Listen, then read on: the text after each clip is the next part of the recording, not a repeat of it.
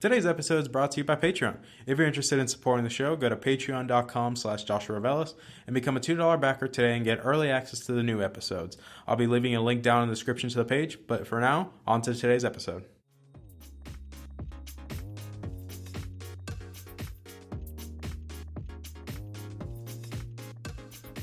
You're listening to the Augmented Experience podcast.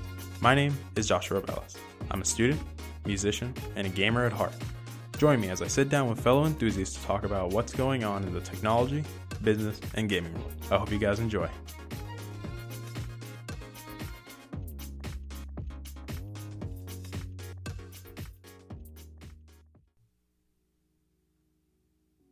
All right, everybody, welcome back to the show. My name is Joshua Revelis. I am your host as usual. And obviously, today's a Wednesday's episode. You guys already know what we're going to talk about because obviously I've been talking about it on the social media pages, and anybody that knows me in personal life, I've been talking about it a little bit.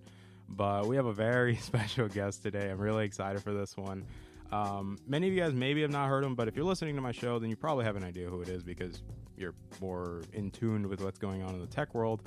But I don't know if I should really introduce him that well because I don't think I can do him justice, but I'll just say his name.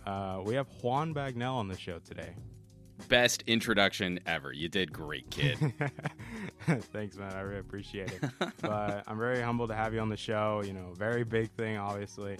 And obviously, it's a topic that we're going to be talking about today that's really interesting because it's something we're both very familiar with. But I think Juan is going to provide a little bit more justification, a little bit more insight on it due to his familiarity with it. So we're going to be talking about the state of LG phones. But before that, I want to let Juan talk a little bit about himself and, you know, for those of you that actually don't know who he is, then, just to get to know a little bit about him. So I'll let Juan go from here. Yeah, for sure. No worries. So my name is Juan Carlos Bagnell. I post gadget and tech commentary as some gadget guy. You can kind of find me around the web. I've been in this scene, I've been in this scene for a really long time. So I started out doing sort of like audio and home recording reviews as some audio guy, and then that kind of bled over into headphones and consumer audio. And then I started getting invites to cover phones and tablets. And for a while, I was also the senior editor at Pocket Now, producing their podcast and then also tackling a lot of their sort of main upfront reviews. I wasn't doing a lot of the longer term coverage, just the first impressions and that sort of 2-week review. And so I was with them for about 2 weeks, and then I switched over to Newegg. So I host for Newegg, and I am also one of the tech producers for Good Day LA, which is one of the morning news shows, Fox LA here in Los Angeles. So I get around, and if you want to look me up, you could probably find me pretty easy. Yeah, I think it's pretty easy to find. I think it's also because most people, it's kind of ironic that they always associate you with the LG guy, especially people that are in tune with the tech space. They always think, oh, it's the LG guy over here, and I'm like, there's definitely a taste of that on YouTube, but increasingly, I mean, for as much as I love talking about LG, where I've genuinely become a fan of their products, it's also been a pivot towards a lot of tech and politics. So I host a weekly podcast where, talking about net neutrality, video games and violence, municipal broadband initiatives, things like that. That seems to be where a lot of this conversation is growing. And I think it's because this is something we'll definitely talk about as it pertains to LG. But I think consumers are kind of ready to move on from the current smartphone zeitgeist, and we're ready for something new, for what's next. And we have a lot of legitimate concerns over the future of our politics, the future of our healthcare, the future of our education, and all of those are technology topics. So we've got to be on the pulse as techies. We can't keep playing the I like the shiny new gadget game when we legit should be futurists to try and help drive these conversations forward. But that, in the same time, I like talking about sexy, cool, fun smartphones. So we can still do that too. Yeah, especially because a lot of people are going to think this conversation is just going to revolve around the idea of the phones and everything, but there's a lot more of logistical things behind this, especially with LG. And this really applies to every phone manufacturer, really. Like, there's always a logistical side that most people tend to talk about, depending on the person, or some people just focus on just the tech itself. And with LG, it's kind of more, they seem more intertwined a little bit more, especially with what we're going to talk about, because when we break down a little bit of the history of LG phones, you start to see a little bit more of that blend in the logistical side and the technical side coming together, because, you know, it kind of hits you in the face of, oh, that happened. And there, really, let's go right into it, I'm assuming, because obviously we can break down the LG phones very easily. Yeah, for sure. You know, we have the G line and then we have the V line. Obviously, I know there's more to that I'm not aware of, but I think, Juan, you probably know what the rest of them are. Well, I mean, again, I think it's important to also sort of focus this, that LG as a major multinational corporation with a lot of different arms, I think one of their biggest philosophical problems is what you're talking about with logistics are their regional launches. There are a ton of other phones. They make a ruggedized mid-ranger phone. They make the Stylo, which is a sort of a low-cost alternative to a phone like the Galaxy Note. They've got the K series. They've got a pretty full portfolio, but one of their biggest problems is getting the messaging out to the consumers who might be interested in those products from the top all the way down. I would say their most popular phone is probably something like the Stylo, which you can get on low-cost carriers and MVNOs prepaid. Outside of that, once they start, you know, climbing up or climbing down from that mid-range, they tend not to stay in conversations long enough for consumers to find them. True, and obviously, I do want to start. I think it's kind of better to start where, like, I was a little bit more familiar with the LG phones, because I actually, when I first got my first phone when I was 13, even though I know kids are starting at that much younger nowadays, when I got it when I was 13, I did have, like, those small little LG phones, and that thing was tiny, like, it was absurdly tiny, and it wasn't that good, because obviously Android phones a little bit back in the day weren't as solid as they are nowadays. Obviously, then my next LG phone eventually became my G6, and obviously I love that thing. I treated it like I almost beat that thing to death with the amount of stuff I did with it. Obviously, I took it underwater in a lake, dropped it in the lake, stepped on it in the lake, all in the same trip. Probably, I think, actually in the same 10-minute time frame. But overall, it was one of my favorite phones, especially when we talk a little bit more about it.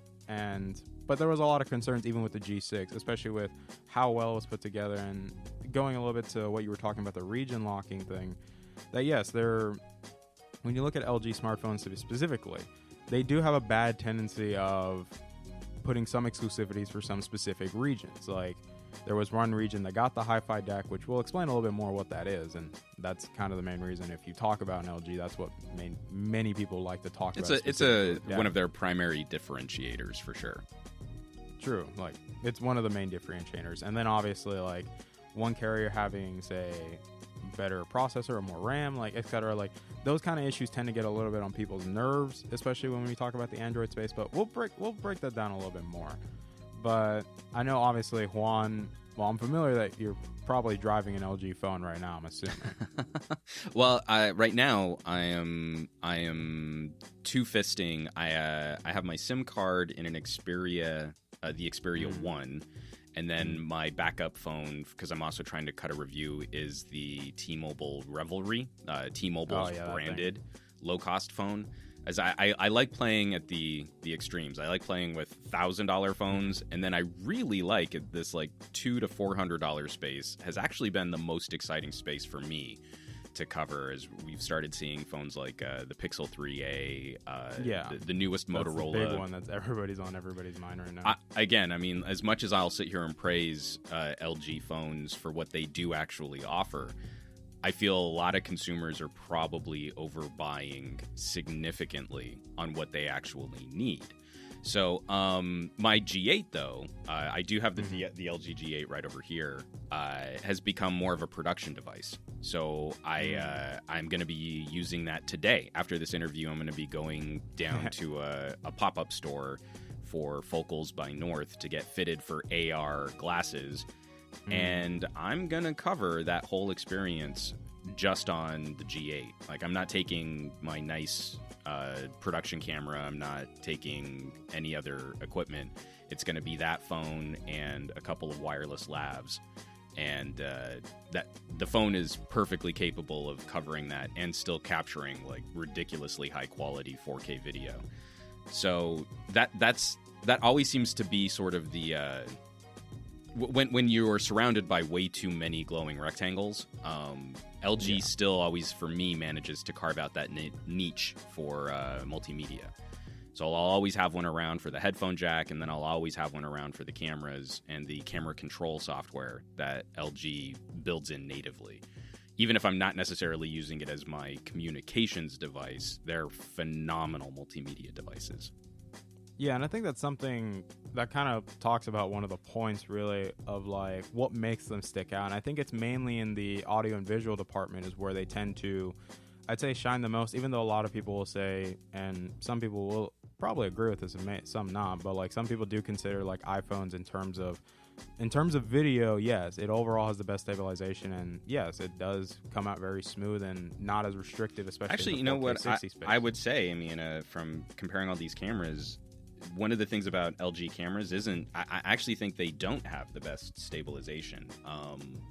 It's more, you know, there's a different expectation when you're trying to make something with the phone as opposed to just casually capturing snapshotty family memories. And the camera app on an LG, so when you go into video, you have full control over the bit rate, the white balance, the shutter speed. The shutter speed is critical for locking your exposure, manual focus for video, and all of this extends throughout the entire range of video. So I posted a video on YouTube when I was out at Computex in Taipei. You know, when they get monsoons, that rain comes down hard. So I shot 240 frame per second, 1080p video where I'm kneeling in a puddle just getting drenched. And the phone is on the ground, so it's shoved into a puddle as we're watching raindrops explode off of the ground. And I wouldn't have been able to capture that nearly as easily on any other phone because I was able to lock the focus, lock the exposure, and shoot slow motion video at the same time at the highest bit rate. So it's also not doing that thing where where a lot of phones will use a sort of an automatic bit rate. You know, not every frame is the same amount of information. So that type of an experience is really hard to describe to someone who they just want to pull the phone out of their pocket and push the auto shutter button and hope that the HDR capture gives them the really juicy colors. Sure. If you have an idea for what you're trying to capture, then you need those types of granular tools to really accomplish it. And it's something that can't really be replicated with a third-party app. LG kind of stands alone there for offering up that level of control. I mean, you can get really close with what's the iPhone app? That's really, is it Filmic? I believe it is. And Momentum Lenses has a pretty good camera app too. But even down to things like when I go down to do this headset fitting, I'm going to be able to control the audio levels in the video manually. So it's not that auto gain where your volume is constantly getting cranked up and then brought back down. I can set it.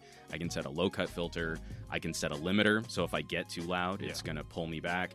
I mean, that is something that's wholly unique to this phone. And for all the people that kind of naysay that, like, well, if you're going to do all that, just get a real camera.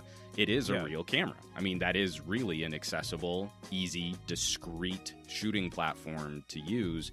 And it definitely has some compromises against, say, like shooting on my Panasonic or on a Sony, but it also makes up for it in being more accessible, more discreet, better battery life, the ability to move files more easily or edit directly from the phone. I mean, you can cut up 4K video very easily on mobile devices now. Especially with nowadays and how phones are, like, it's absurd on how much power they pack into these. Like, especially as, like, I'll talk about it now. Like, for all the people that follow me on my social media page, I actually posted a little picture that I'm getting a OnePlus 7 Pro, that I'm upgrading from my Pixel 2 XL to that, and obviously, yeah, like some people, when they think of power in a phone, they're like, oh, well, iPhone has to be the clear power. And I'm like, well, OnePlus has a lot of power in there under the hood too. But even then, most modern phones, they can cut up and edit video very efficiently nowadays. Like, it's just, phones have come to the point that they're just so good that in terms of performance, there's hardly a difference. Like, your eye feasibly cannot tell the difference in some aspects. There are some where you can, but realistically you can't. It's not like in PCs where, oh, somebody's using an i9 compared to, like, say, an i5 from like 4 years ago. Like, then you can see a little bit of a difference. But yeah, I think it's going to be a good time for savvier consumers over the next year, because I don't think any of us are super excited about like the next generation of smartphones. In fact, it starts to feel burdensome or cumbersome or just like a chore. Like, oh, I'll probably need to flip my phone in another year, and that's always a pain. I've got to haggle with my carrier. But when we start to see, especially in the Android space, I think Apple's strategy here is more, can we get you to buy more devices?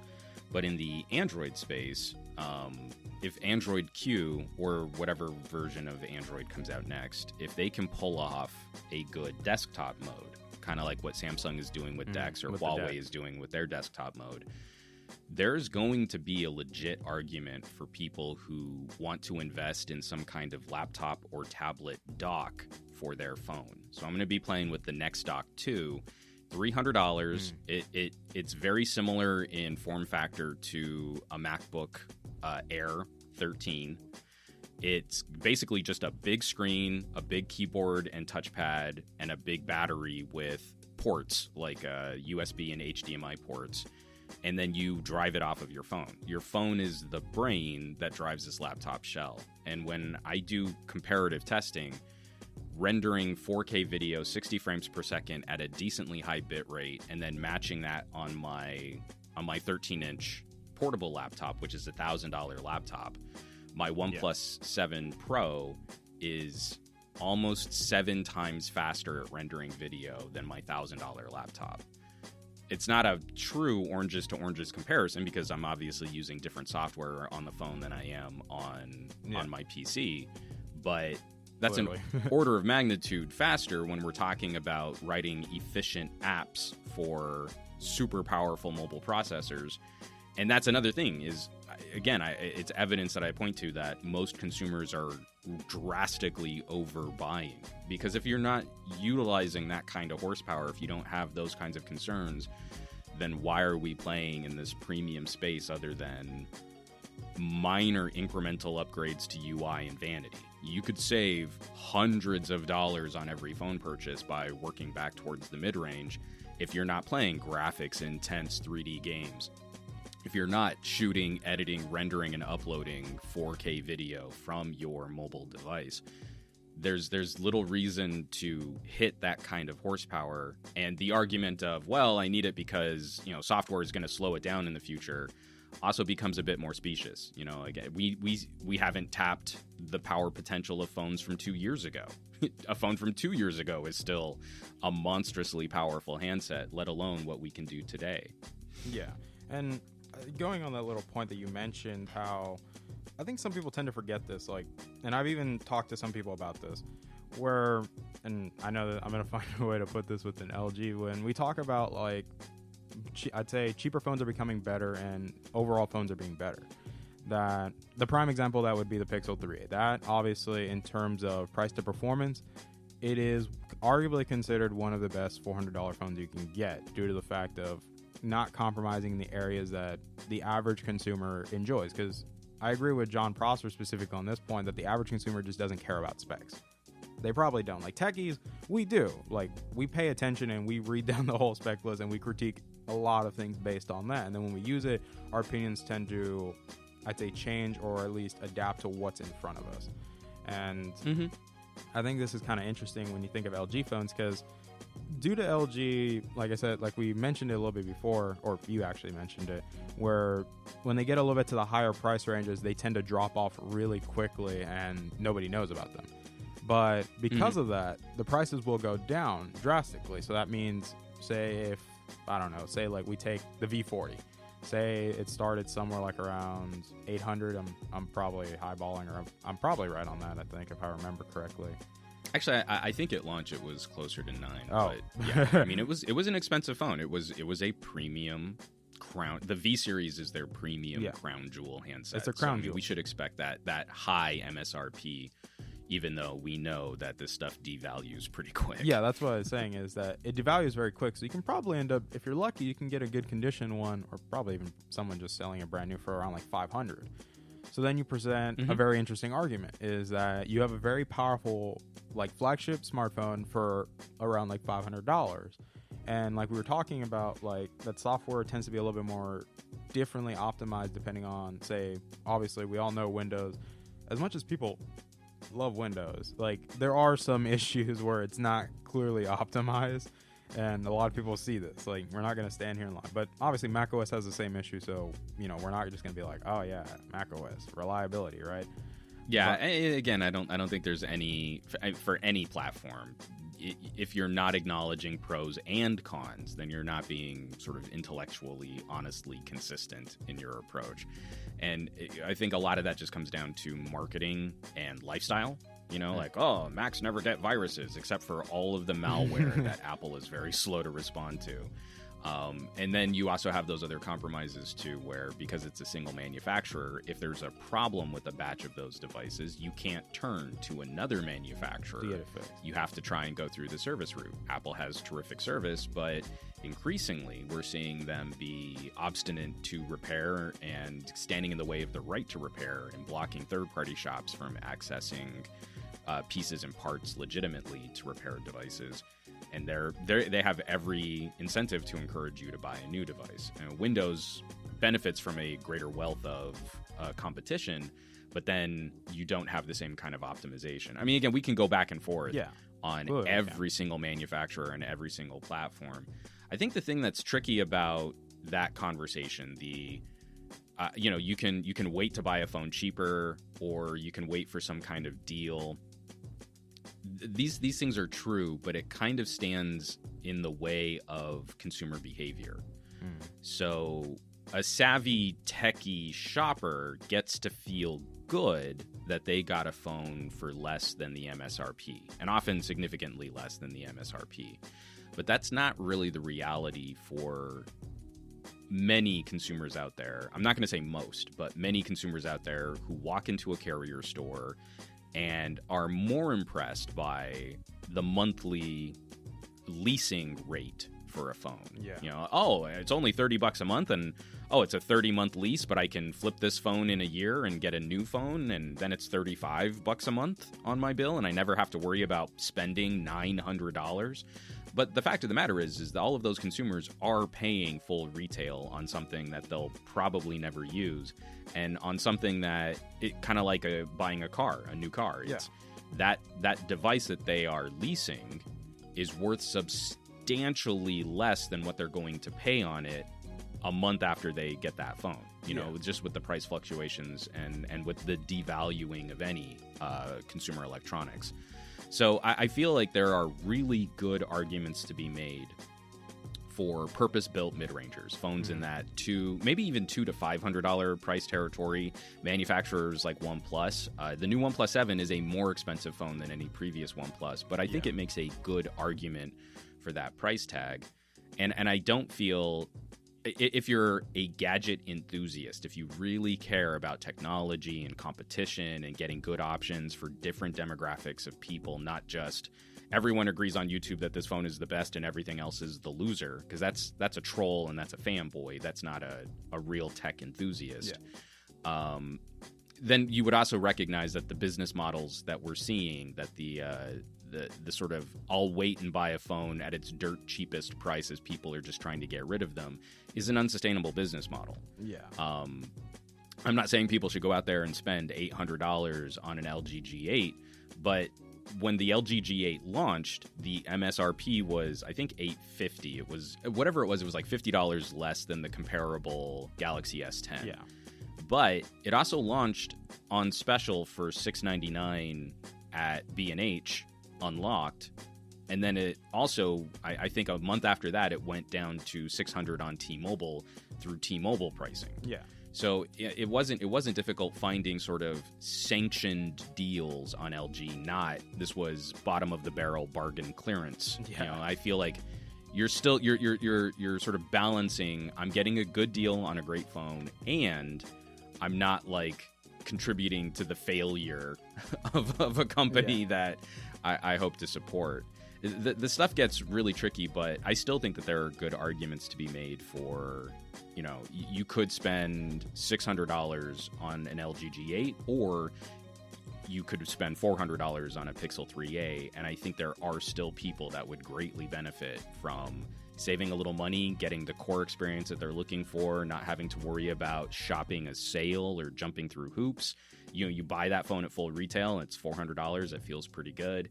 And they're not going to be compromised or sacrificing any of their day-to-day smartphone experience. And then also, it's just fair to say a $400 Pixel 3a is $400 full retail, and that thing has gone on sale too. Yeah, so you can often find that phone for like $250, $300. Yeah, they did that. And at that point, it becomes an even crazier deal for a purpose-built phone to satisfy that sort of core daily smartphone driver usage. Yeah, especially because I remember Best Buy here in Dallas, or I don't know if it was every Best Buy really, but I'm assuming it should have been. But they did a sale where you could get the Pixel 3a for $300, or even the XL version for $100 off if you activate it with, say, either Sprint, AT&T, or Verizon. And obviously, for some people, they already have those carriers, so it made it really easy just to go in, and it just made it easy. And it wasn't a very long-lived sale, but I think the first Fi promotion. So my carrier is Google Fi, which is an MVNO that Google sets up. But for a very short period of time, you could get the 3A for $100 off, and you got a free month of Fi.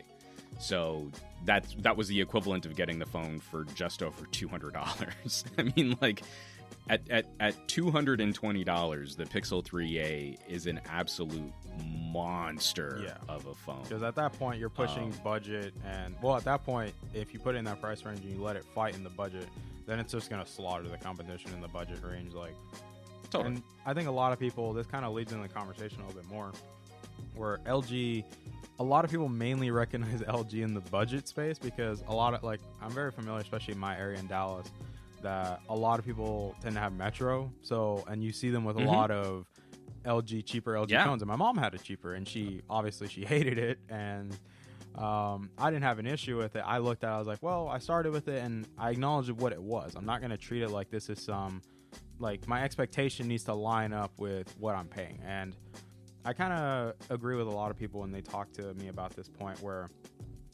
I think it's just the stigma a lot of people tend to have with LG phones is that the budget range tend to suck because some people just don't like them. And then obviously the high end, they treat it as overpriced because it compromises, and it quote unquote compromises in some areas that, you know, some people don't like. And I'm like, okay, so we're complaining about a budget option that's meant to be a budget option. And then the flagship is essentially the exact same thing as the other smartphones with just a minor tweak. And I'm like, okay, where's the objective truth in all this? Because I'm like, that's what. Well, I think it's very. I mean, just to immediately jump on that word that you put out there, I think it's critical for media literacy and for the future of these types of discussions. Is I think people who are into this content and consumers who are looking to get educated, we need to kind of walk away from any notion that this commentary can be objective. I've recently gone through on my channel, and I'm trying to be very clear about my personal preferences so that people can understand where I'm coming from when I'm delivering certain types of criticism. I am trying to make an effort to color this as these were my experiences using this phone, and I have a very singular point of view, and I have slightly different concerns. You know, again, if you've ever seen one of my videos and the ridiculous bookshelf full of gadgets and toys and stuff that I shoot on, I'm going to have very different criteria for how I'm grading these types of experiences.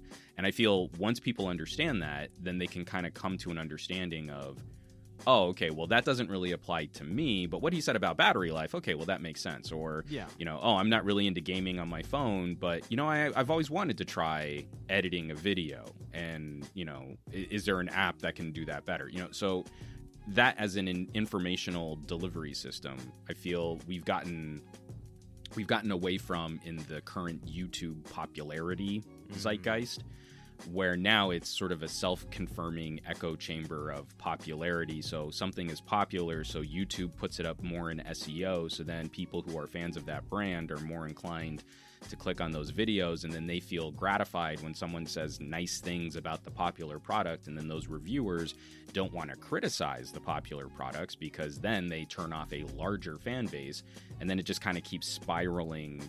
And then you end up with only two major options and then one sort of outlier that can be popular, and everything else is a deal breaker. Yeah.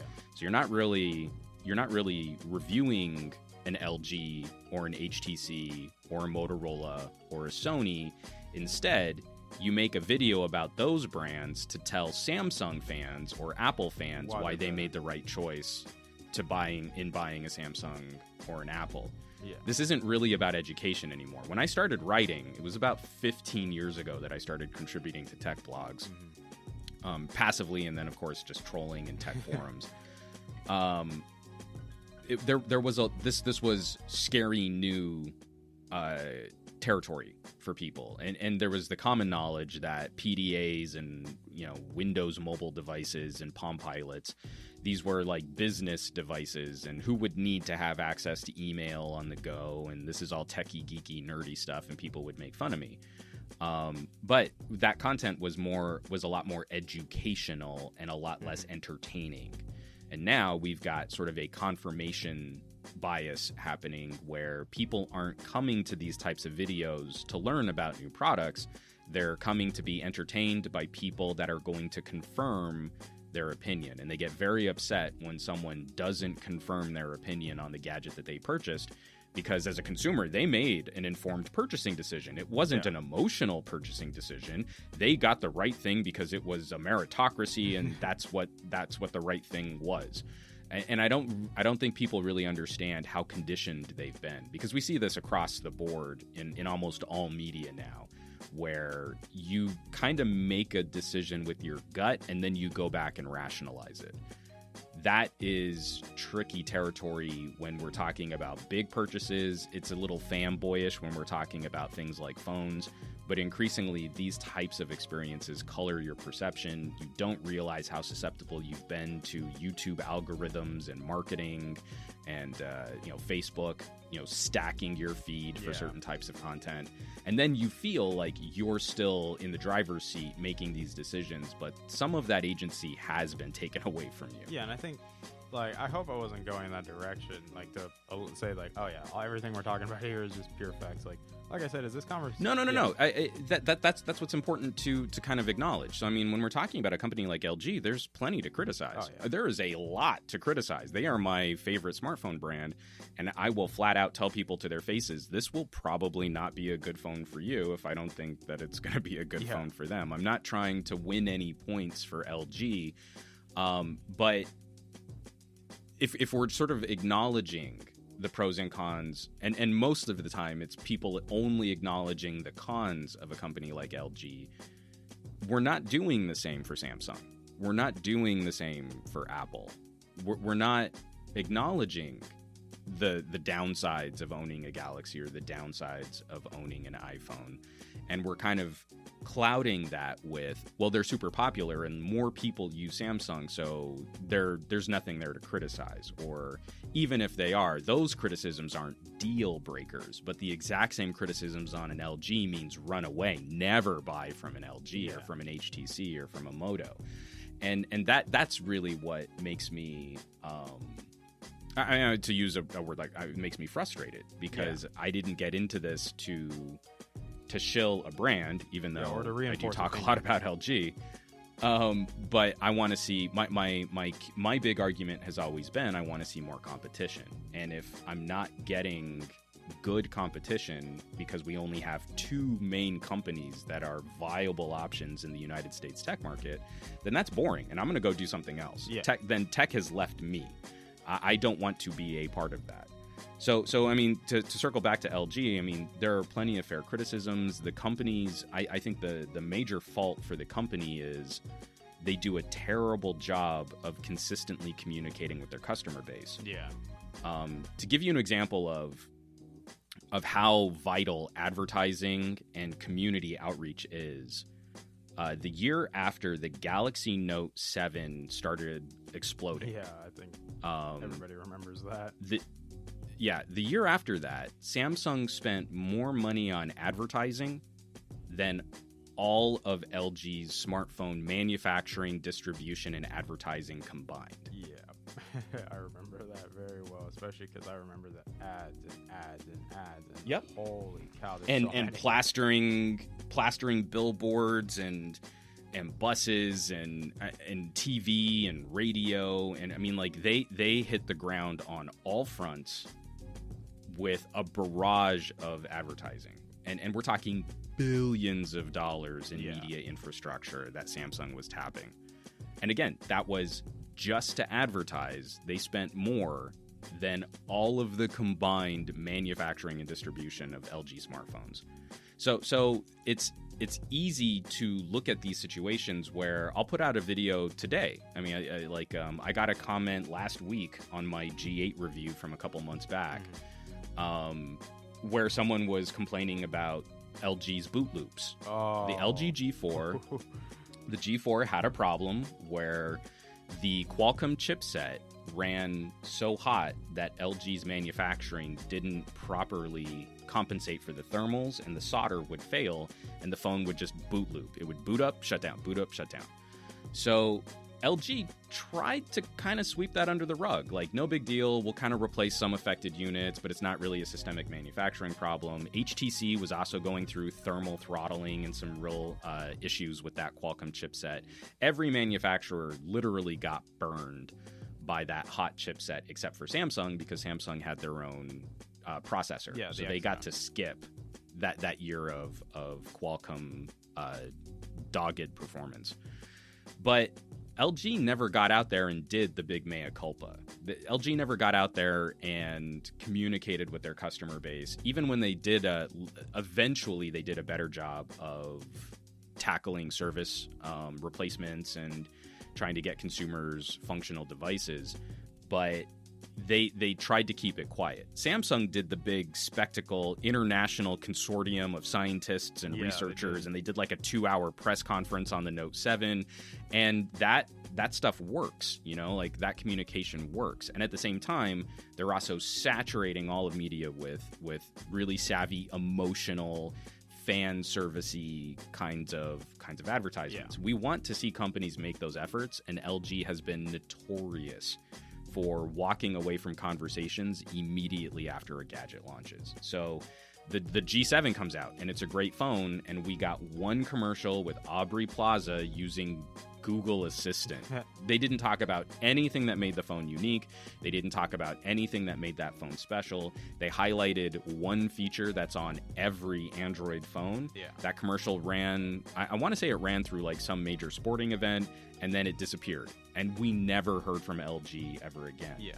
So where the G7 is still a monster phone from last year, people, I can't blame consumers for not knowing about it. It's not their job to go trolling through carrier deals and stuff to try and figure out what phone might be a good competitor to a Samsung or an iPhone. That's historically and consistently been one of the major downfalls for LG. We can criticize other things too. They're slow on software updates. Yeah. They're kind of in that Samsung tier where they're even a little slower than Samsung, but typically their updates are very high quality. It's just you're going to be waiting a long time to get those updates.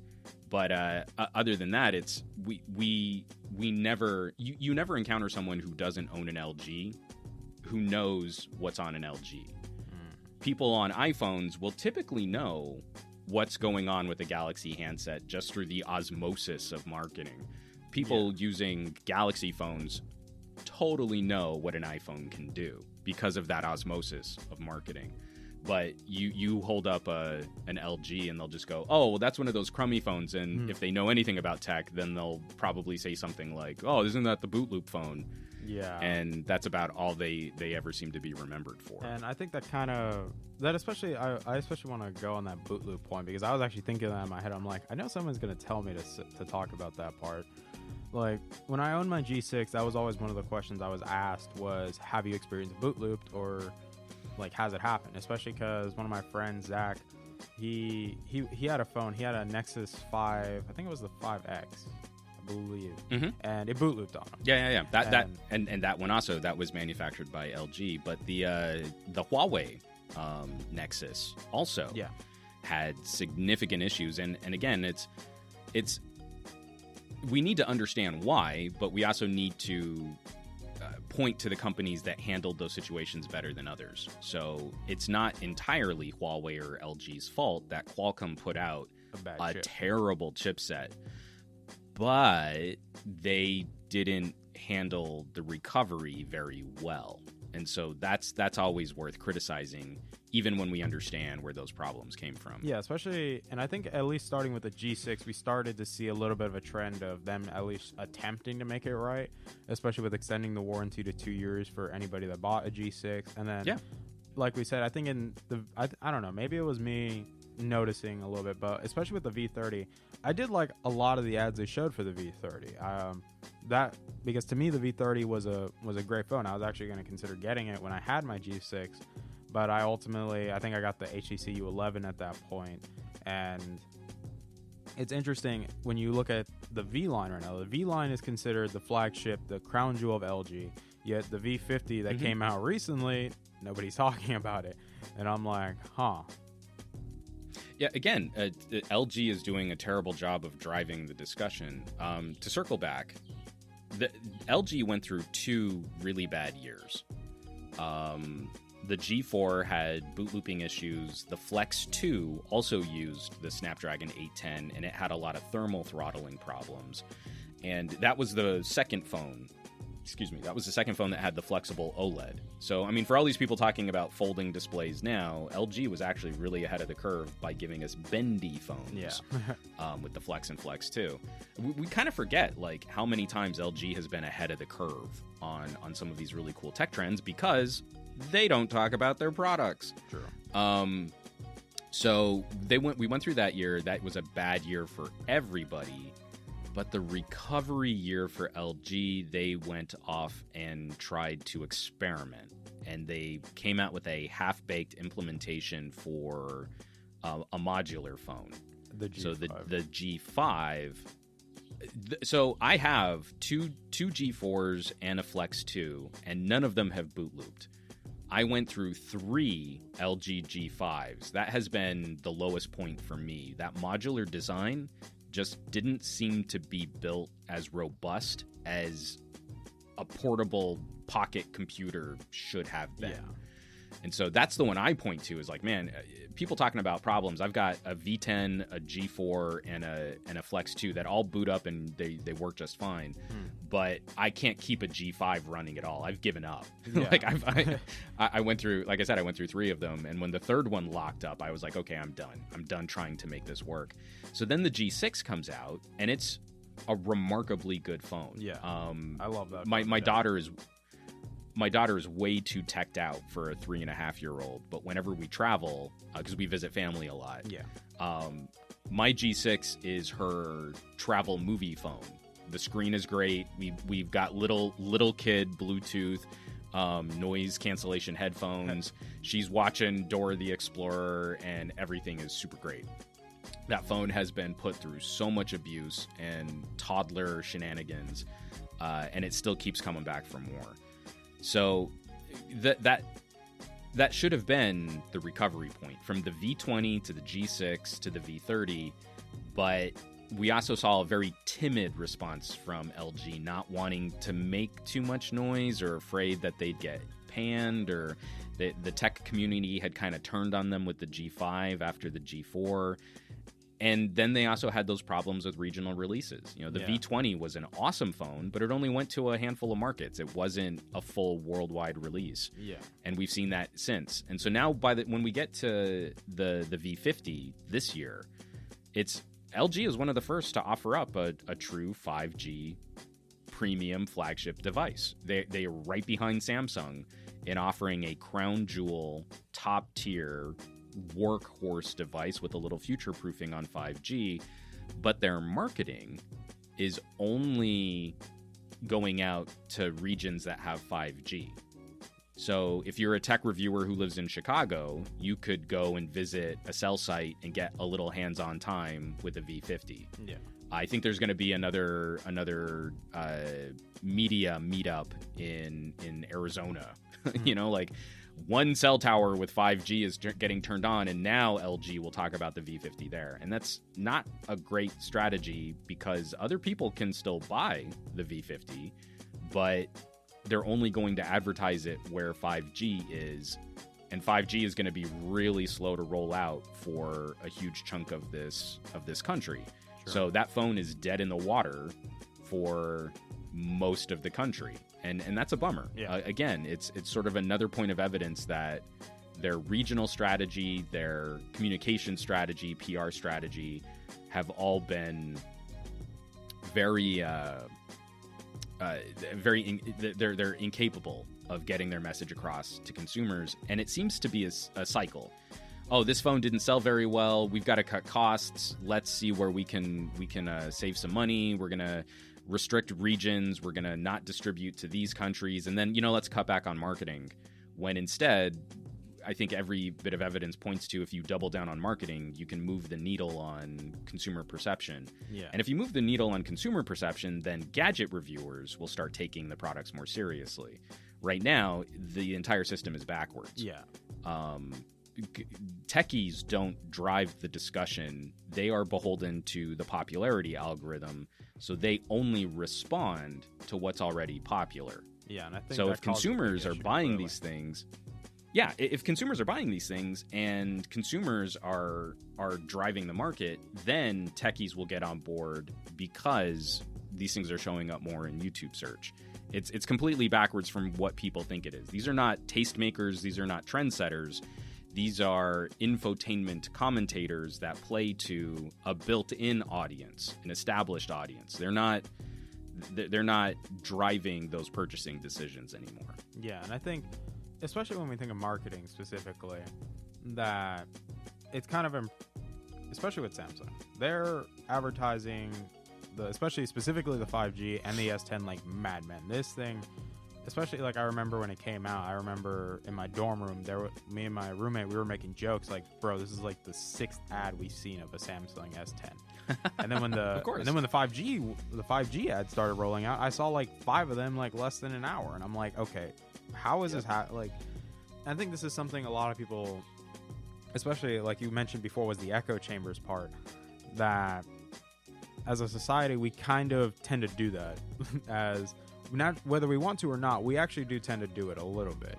And well, techies like to think that they are more informed and making more rational decisions, right, but we're just as influenced as anyone else. I mean, the psychology behind that is still pretty sound. It's we might have different reasons for justifying our purchases after the fact, but we like to be marketed to also. We like being, the individual who gets asked to the prom, like we like it when people pay attention to us. And not to say that Samsung doesn't make good products, but I don't find that they are so much better than the competition that someone couldn't find a phone which might be a better fit for them. Yeah. But it's just safer and easier to go with something that's familiar or something that you know. And I think we kind of run into that a lot in the tech space with people that don't seem to understand that kind of nuance. When I bring things up like that, I'm just sort of labeled a Samsung hater. Yeah. And I've been disappointed in their products over the last couple of years, but I still acknowledge that they make good products, and I regularly find people who the right fit for them is, for example, like this year we had 3 Galaxies, four Galaxy S's. We actually did. And talking to some of my friends, I actually had a couple of them flip their Galaxy S10 after talking to me to the S10e. People who wanted a smaller phone, people who didn't like the in-display fingerprint sensor. The S10e actually, I think, gets slightly better battery life because it's because of the dimensions of the phone, even though it's got a smaller battery. I mean, like, all of those things kind of stacked up, and you didn't have to sacrifice some of the other gimmicky features that are also on the larger S10s. So, being able to properly fit the phone to someone's usage is becoming something of a lost art. Yeah. Looking at a device and saying, what were the manufacturer's claims and who is this gadget for, or who would be a good fit for this gadget, as opposed to saying thumbs up, thumbs down, worth it, not worth it, buy it, don't buy it. Yeah. That type of binary response is always toxic. It's toxic in the audio community. It's toxic in the gadget community. It's toxic in politics. All of these things need to be tackled with at least some grayscale. Yeah, like there needs to be some. Not just there black needs and to be white. some very middle, and I think it's the same thing my friend Edgar tells me a lot of the time when we talk. When he shares his experience of being an audio engineer for like over 15 years, he always tells me, Josh, I can give you recommendations for pieces of equipment. I can do that, but I can't objectively, or at least without providing my own opinion on it, tell you what do I consider when you ask me questions like what is the best that I can get, because that's different for everybody. Like, it's the same thing where he told me, like, okay, Edgar personally likes using Focusrites more than anything else, and I'm like, okay, what if I don't want to get a Focusrite? What would you recommend? And that's why I said is it always, I think especially with the tech space, when we talk about phones, average consumer will always tend to jump towards, oh, it costs the most, so that means it must be the best. And that's not really true, I'd say, that much anymore, especially when we look at how the market has changed. It's drastically. And I think John Prosser, I know he was I don't know if he was joking, but I do agree with this point that he made. It's like, it'd be funny if the car market, or it's I'm trying to figure out the right term. It's just like my brain's farting right now. But if car manufacturers try to operate the same way as the smartphone manufacturers, that if they only sold a high-end model and ignored some form of more effective, cost-efficient for the lower end, because there are some people that don't need all these big fancy features to have a phone. Like, they just don't need them in a phone. Like, that's why I tell people, like, there's a reason why the 3A sold well. There's a reason why the iPhone XR sold well, and there's a reason why the S10e was overall a better option for most people, is because they didn't need all these crazy features that ended up driving up the price to like an ungodly amount. Like, especially when we look at the Galaxy Fold, we're already pushing $2,000 with that. So I'm like, yeah, this is one of the reasons why people start calling me a Samsung hater, but I'm not super positive on folding phones. I'm not. I've told people it's a dumb idea. Like, it's just not. Again, I like to ask people, what was your last experience with an Android tablet? Because we all know Android tablets sell like gangbusters, right? Everybody loves buying Android tablets. Right. So what was your last experience with an Android tablet? And do you want a clumsy, fragile, square Android tablet with a ridiculous notch cut out of the right-hand corner of the screen that can't ever get a piece of grit or sand stuck in its gears and has a very fragile plastic display, and then it folds into a fragile, awkward, mediocre phone with terrible bezels? Yeah. Is this what you wanted? And do you want to spend more on that than a really nice gaming laptop? True. Is this what you want? And see, now, because it's Samsung, you'll get a lot of commentary. Well, I mean, it's the first generation, and we need to do this, and this is how progress happens.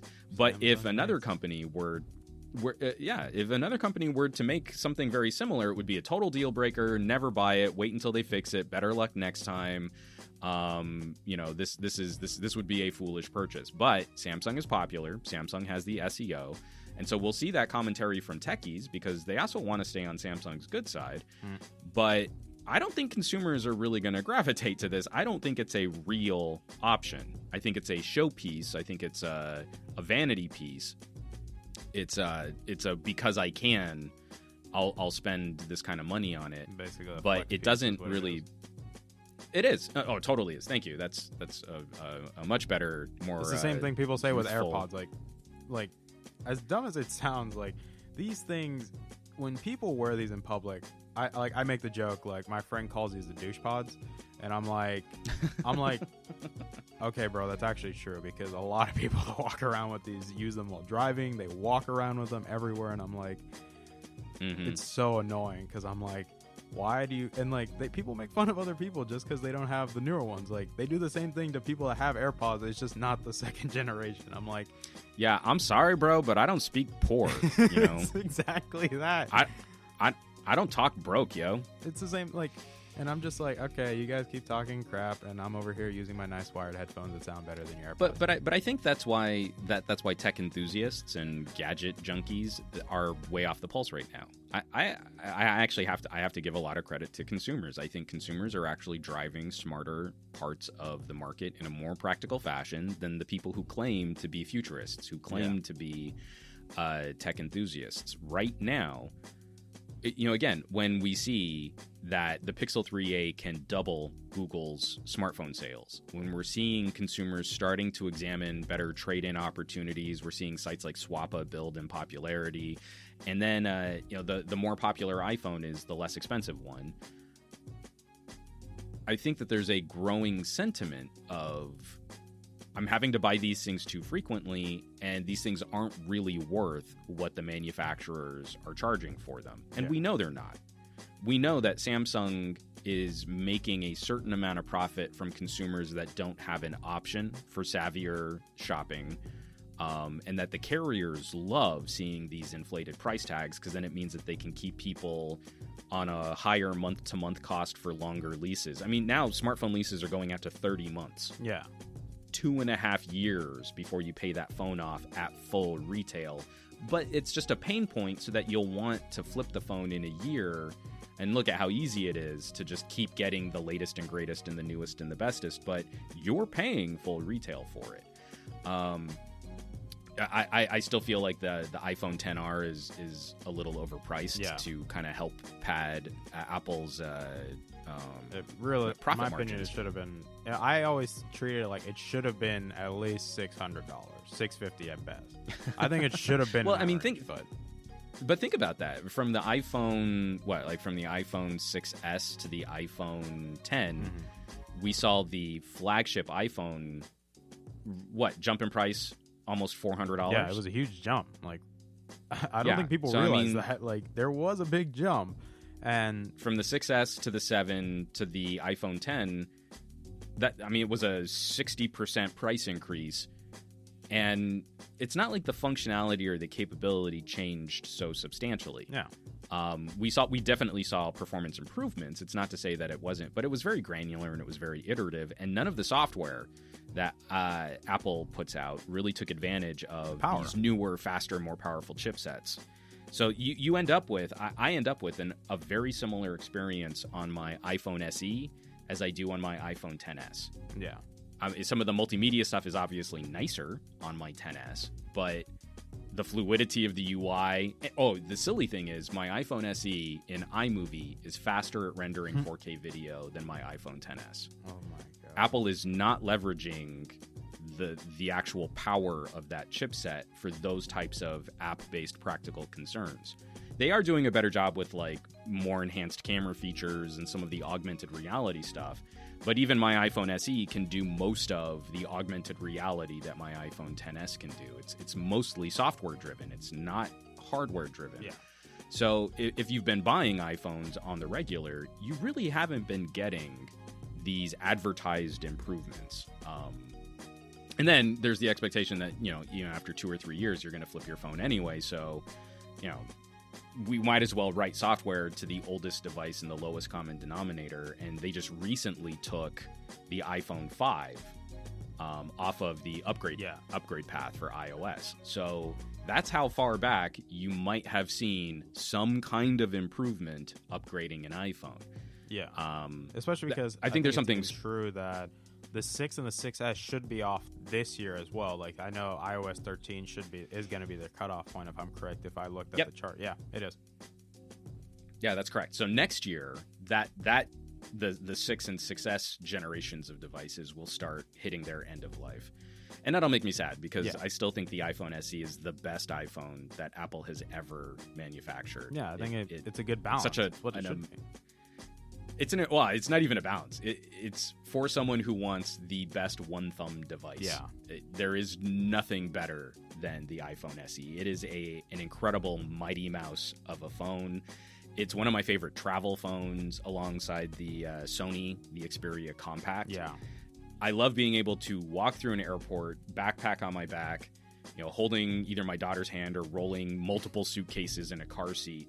And if I need to check something on my phone, I can pull it out of my pocket, do everything without sliding the phone around in my hand. Yeah. It stays perfectly seated in my hand. I don't have to stop walking. I don't have to use both hands. I don't have to put a bag down or let go of my daughter's hand.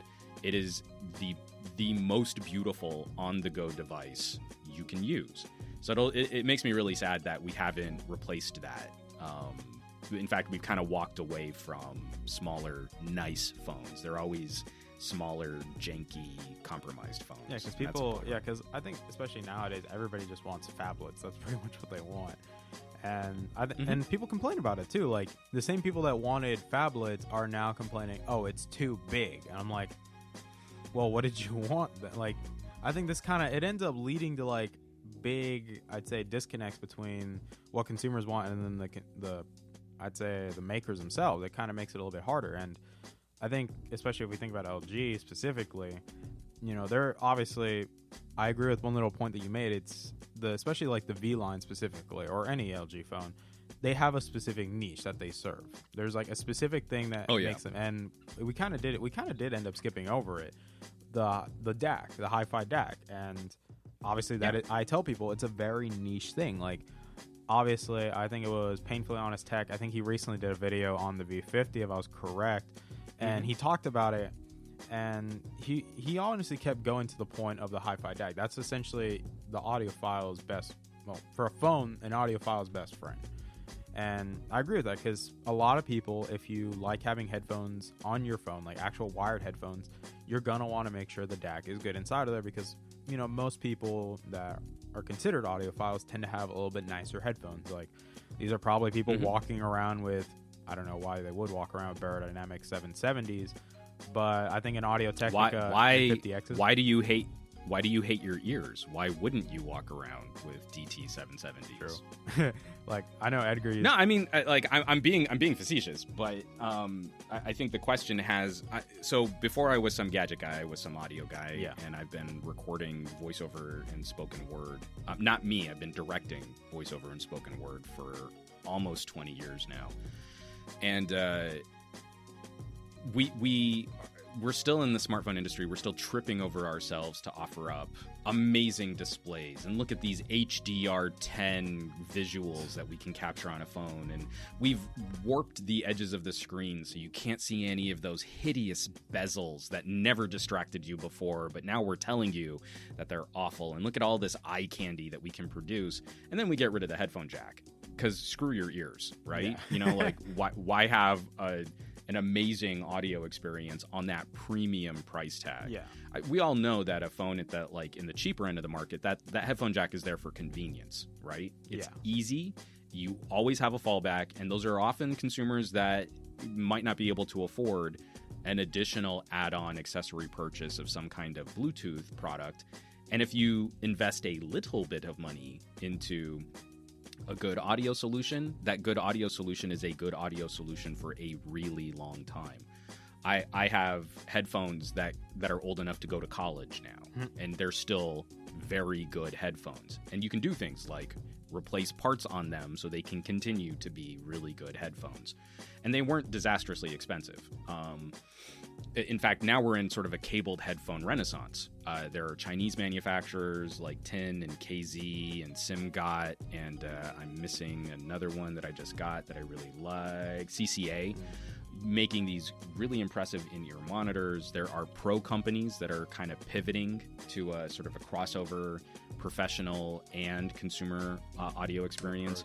I'm on this podcast right now. I'm using Mi Audio in-ear monitors that have molded ear tips that are biologically perfectly fit to my ears.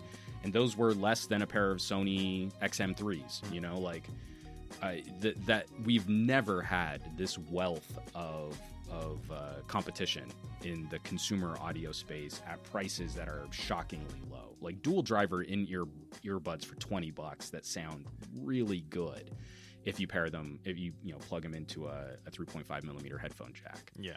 So it's frustrating because I think a lot of people after HTC walked away from their Beats relationship. HTC used to have a controlling stake in Beats, and then Beats was portioned off and then sold to Apple. Yeah.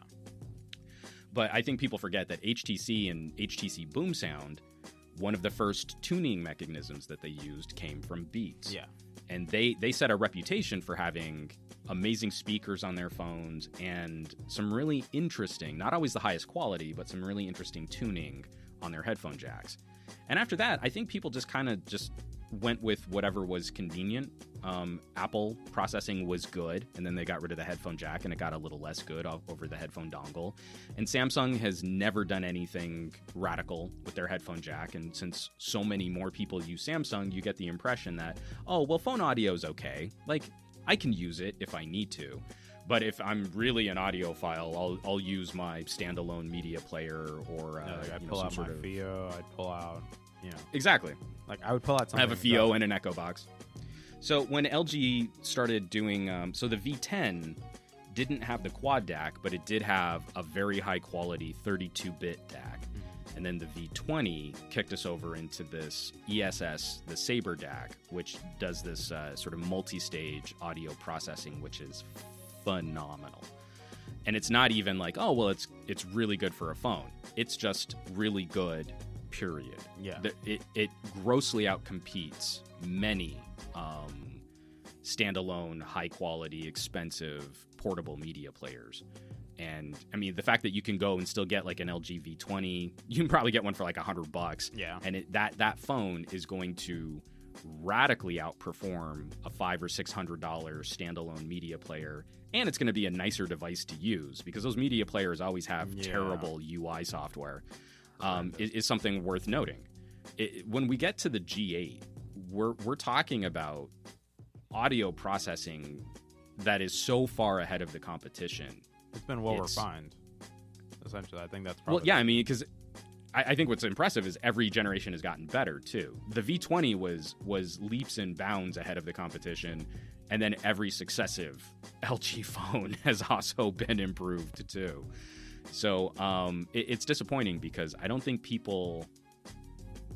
I mean, I kind of talked about this a little on my last podcast. I was talking about my wife, and she grew up with radio producer parents. But I don't think she ever had that shining moment of understanding what nicer audio could really bring to an experience. And so she likes pop music and she's kind of into, dance tracks and stuff, but she doesn't really care.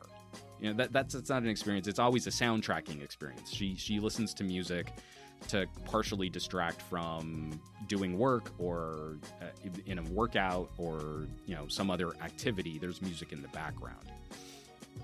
When I have people listen to their favorite music on my phone with very inexpensive earbuds, they hear things they've never heard before. And some people even take it to mean like, oh, well, that's wrong. I'm not familiar with how that song sounds on your phone. That it must be doing something to the audio. It must be manipulating the audio in some way, when instead, this is the first time they've ever heard this song produced as cleanly and as accurately and as powerfully. And that's a shame. That's a shame that people have given up on that experience. The new set of Bluetooth cans are very good. Yeah. The audio processing on a Sony XM3 or the Bear Dynamic Lagoons, the Lagoons are really good. I'm not the biggest fan of Bose, but I get why people like that noise rejection. I think many people especially that people do that focus a lot on audio and editing audio, they just don't like Bose. Like Edgar has told me multiple times he doesn't like them. Again, the thing I don't use Bose, and I personally don't like Bose, but I will recommend Bose. If you come to me and say, like, my primary concern is airplane travel. Yeah, then I would recommend Bose. What audiophile experience can you have on an airplane? You're saturated with engine noise. Yeah. You're not sitting here having this, like, quiet room listening experience where you need the highest fidelity.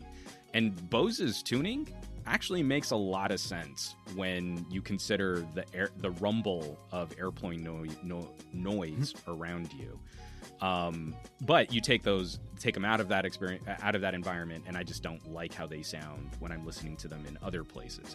Yeah, I think the Sonys do a better job as an all-rounder. But there are plenty of people I have recommended. QC35-2s, go get those. Those will be the right fit for what you need. Yeah, I think you'll really like them. And I'm usually not wrong. But again, too. It's like, sorry for interrupting, but I think it's even interesting. Please jump in. When we include Microsoft into the mix too, because it's interesting that when the Microsoft Surface headphones came out, everybody was jumping on them like these are the best active noise canceling headphones. And then some people take them on planes and they're like, okay, maybe not. But that's what I said. It's kind of interesting with Bose, because Bose, yes, and for some people that call themselves audiophiles, they might say, okay, this is definitely not the best you can get. And clearly, I think Bose is at least smart, and they're at least, I'd say, informed on where specifically they can shine the best, and that's how they're going to advertise them. That's why I said the QC35-2s, yeah, on an airplane, I wouldn't use anything else but those. Like, if I had a pair, and I think anybody that has them will say the same thing. They can't recommend anything better, because if you're somebody that likes traveling a lot, and if that is your main goal, that you want headphones to help you at least deal with the sounds of an engine, that I think it is the best overall pick. Well, even though, yes, some people will prefer the Sonys overall, like you mentioned, it's a better all-arounder.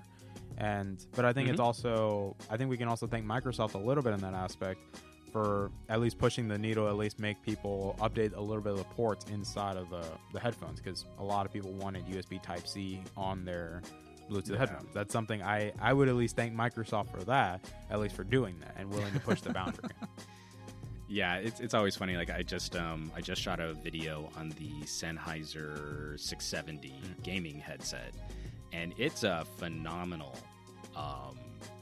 wireless gaming headset. I mean, this is a premium part from a very well-respected top-tier audio manufacturer. Yeah, everybody loves that. And it's got micro USB on it. Oh my god. And what's funny is it's one of those too where the USB port can double as the actual audio interface. So you can go cabled or you can go wireless, and you just got to keep your micro USB cable around for a little bit longer. That's what I said. It's crazy. So, but Audio Kit has always been like that.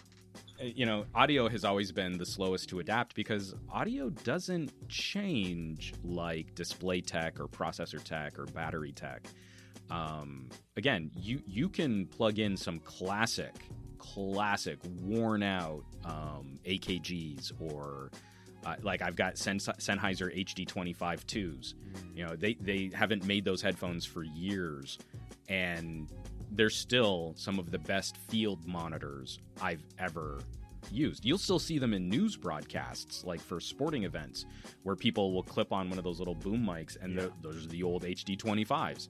They are indestructible. They are immortal. They last forever. So, I mean, like, what other kind of tech purchase could you really try and do the price-performance ratio on a decade of active use with minimal maintenance? It's only an audio tech. Yeah. Microphones, you properly treat a mic. I'm recording this on a 15-year-old SM57. This microphone capsule hasn't changed since the mid 60s, and the version of it that I'm on has been worn and used and not treated with kid gloves. Like I slam this thing around my office on the regular for 15 years. And that's what I said, So like, I think that was a pretty good $100 purchase. yeah, like especially for me, like I'm using a SM58, and my two SM58s that I own, obviously they're recently purchased, so they're definitely one of the newer ones. But it's a joke everybody makes about these microphones. You can run them over and they'd still work. Like, oh, totally. I've seen videos. There was a great Russian video where these people like froze it in a block of ice, still worked. Ran over it with a car, still worked. Use it to hammer in nails, still worked. I mean, like, these mics are legit. But that's kind of what I'm getting back to is we've accepted a mediocre audio experience on phones. That colors the consumer perception that we don't need the headphone jack and we can just offload this to an even more expensive Bluetooth solution, where I guarantee you Bluetooth headsets that you buy today will not last.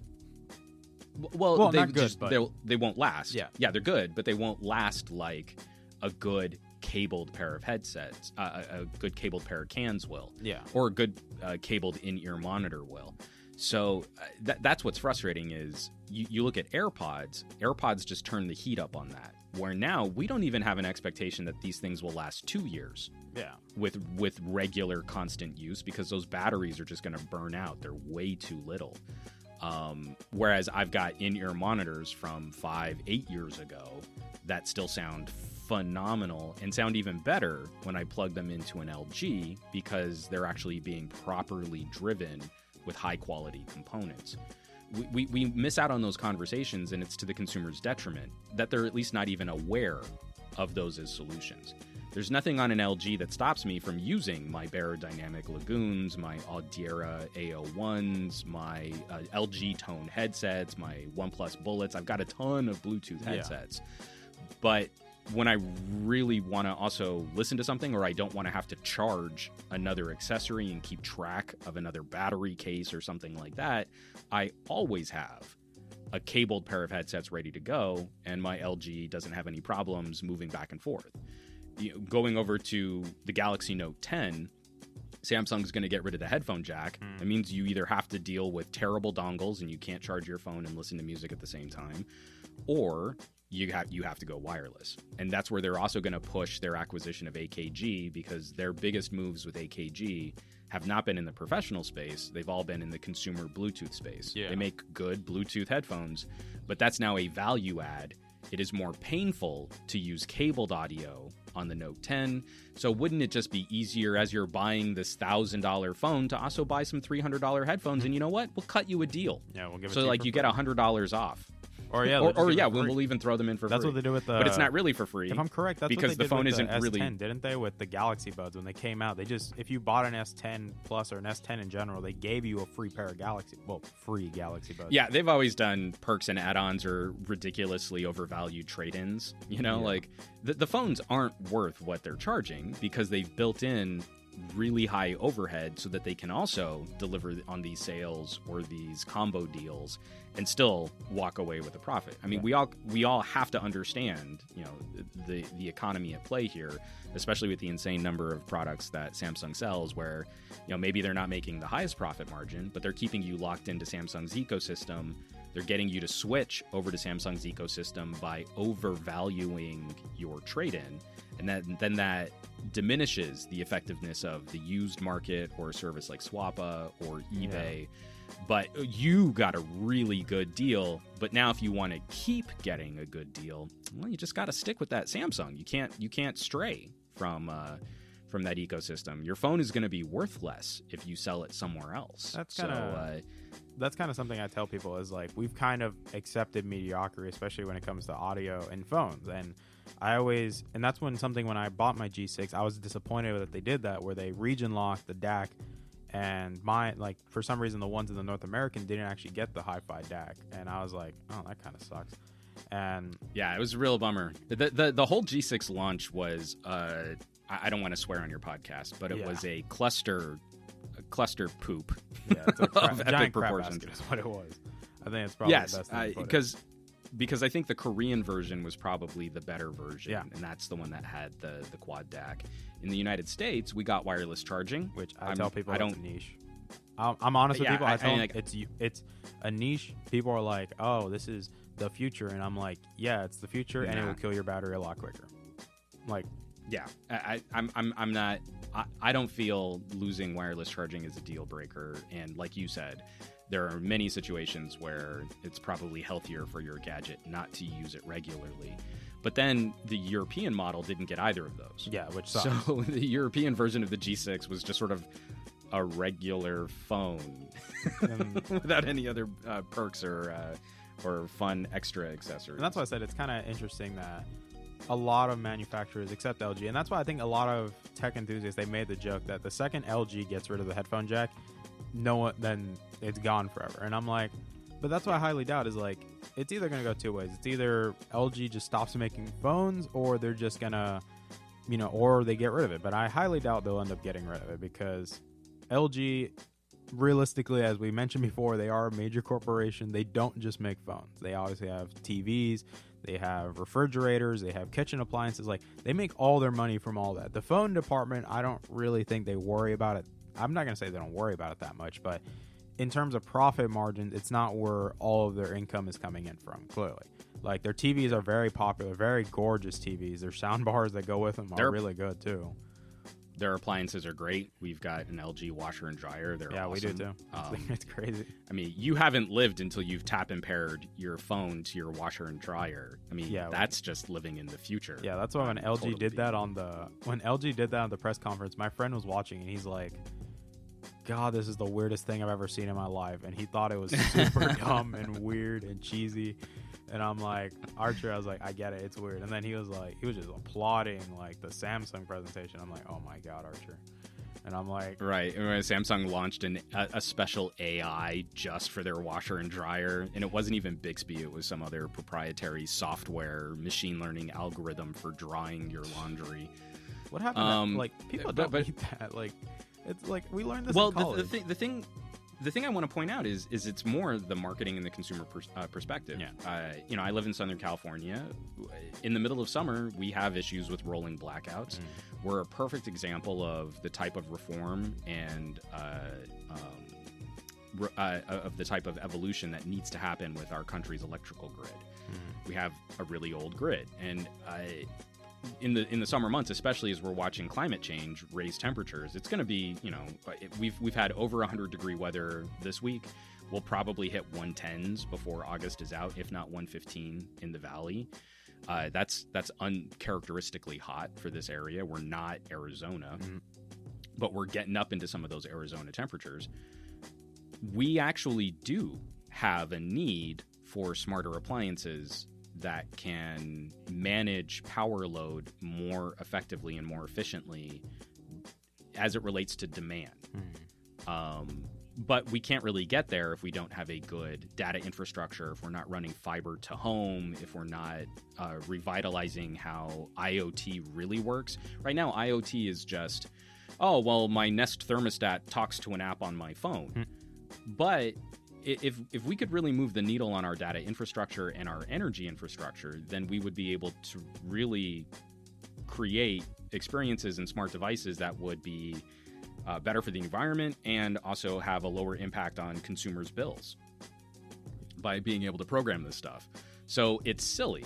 It's silly that right now the only thing that we're showing off is tap and pair, or your washing machine has AI that talks to your phone. That's not really what we need, but if we don't have those tools in place, then we won't have the types of appliances that we really do need moving into the energy concerns of the 21st century. It's just frustrating that we have to kind of trick consumers into thinking that this stuff is Star Trek magic before they'll start making some behavioral changes that we just need them to make for basic power management features. Yeah, and I like that term you use, that it's like trick the consumers, and I think that kind of solidifies like one of the points, especially when we talk about like where LG stands in the totem pole of smartphones. Is we've kind of, I think not really LG's done it themselves, but they haven't really helped make a case in their own right to defend themselves. But like all the other manufacturers have positioned themselves as the top of the line, top of the food chain. And like we said, is LG's marketing is nowhere near as good as Apple's or Samsung's or even OnePlus, because OnePlus is doing a lot more advertising now. Like, not as much as Mm-hmm. the others, but they're still trying to make a bigger presence in the Android space, or specifically in the US market. And it's interesting because LG isn't really defending themselves when they have a lot to offer, and they're offering consumers, hey, we have a very, very robust videography setup and audio setup in our phones, in the camera software. We have a great, if you're an audiophile, we have a great driver that will drive almost any headphones you have. Like, I haven't personally tested them. I haven't heard anyone test these, like test the DT or the 990 Pros, like the 250 ohms. I haven't seen if they can. They probably, I think They'll drive them. Oh. I can comment on that. Oh, God. Yeah, the amp on LG phones is insane. They're rated up to 600 ohms. I mean, at 600 ohms, I think that the phone would start to struggle. But we're talking an order of magnitude more juice than most consumers will ever throw at any type of headphone solution, especially because we've been dealing with mediocre phones, so manufacturers have come out with lower impedance and lower resistance headphones. But if you want to go full-on studio-grade, powered amp headphones, the only option is LG. It's literally the only option. There is no other competition in this space. Yeah, and I always tell people, like, because I obviously have two sets of headphones. Like, obviously I have my Sennheiser's 280 Pros. I love these things when I'm recording. Mm-hmm. And then obviously I have my Audio-Technica M50Xs I just bought, that I use those for when I'm gaming or just casual music listening. But obviously, if I want to drive them, I'm going to end up buying an amp to help drive them a little bit better. And because I know you can drive them and they can sound good. Obviously, I'm not crazy enough to use them for editing audio, because everybody has told me, don't do that. There's a reason those headphones are loved and hated equally on the same spectrum. Totally. And that's why I said it's interesting. But it's kind of crazy, though, how LG has, I'd say, I kind of agree with you in one thing you said, like experimenting. That they're doing this experimentation when I think really they shouldn't really need to be experimenting right now. Like, they have a lot to present. They're just not capitalizing on presenting it. And I think this is what's overall leading to like this big issue that some people are like, I hope, LG phones don't go away, because there are people that like them. Like, same thing with HTC. Like, I haven't seen a new HTC in a while. Like, yeah, we don't know. I mean, again, a huge chunk of HTC's talent went over to Google. So we don't know what the next iteration of HTC is really going to look like. But it's also kind of you're damned if you do, you're damned if you don't. Mm-hmm. If LG were to go out and try and do a refine year, just focusing on sort of a core usage experience, whittling back, not trying to push the boundaries on other areas, they would be equally as hammered. Yeah, because everybody's by the tech press. See, well, now why would you get an LG? They're not even trying to do anything. So then they come out with things like a time of flight sensor in the camera on the front-facing camera on the phone. Well, see, it's funny. You just went to the gestures.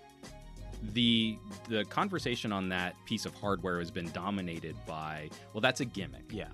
Who's going to control their phone by waving their hand around? And the choreography is a little tricky to get the hang of when you first use it. So tech reviewers that only used the phone for a week and then panned it never went back and got good at using those gestures. Like, they're not that hard. It's kind of a limited functionality. All right, we can make fun of kind of an expensive gimmick to put in a phone.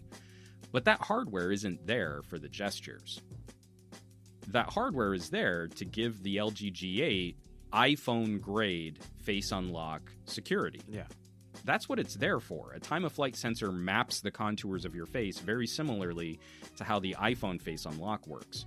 And if we remember, when the Galaxy S10 launched, it only used kind of a mediocre picture face unlock, and it could be fooled by a picture of your face. It's gotten better since over a couple updates, but that wasn't billed a gimmick or a deal breaker. Yeah. But we don't see the tech reporting community talking about the actual security benefit of a truly iPhone-grade face unlock. And the palm unlock actually works really well, too. So I use it a lot when I'm in the kitchen. I cook a lot. And so I'll keep the recipe on my phone. My screen times out. While I'm stirring a chili, I hold my hand over my phone, and then I lift it up just a little bit, and the screen wakes up, and I'm reading my recipe again, and I'm right back on my day, and I haven't had to like put anything down or pick anything up or swipe anything. It's phenomenal. So again, LG ahead of the curve here, because now we're going to see a radar sensor in the Pixel 4. And I do believe the Pixel 4 is going to do this stuff better. But LG's solution was functional, and it delivered above what they advertised. It was better than what they claimed it would be. But all people could focus on was, well, I tried doing the gestures once and it didn't work, so that's a deal breaker and it's a gimmick. And like that's not actually how consumers would interact with this device. I mean, like, yeah, like that's not what the hardware is there for. But that's how we talk about it now. It's like the gestures thing, and you're like, well, why aren't you talking about the secure face unlock thing? Because Samsung doesn't give you that. Yeah. What? Why? It's Apple, Huawei, and LG in that order. If you want good topography, almost impossible to fool face unlock, it's those three companies. It's not Samsung, and it's not anyone else like OnePlus or Moto or HTC. And I find that interesting that you brought that up too, because I noticed a lot of videos when everybody was talking about the Pixel 4 specifically for the face unlock, and they're like, this will provide the first true competitor. And I'm like, no, that's not true either.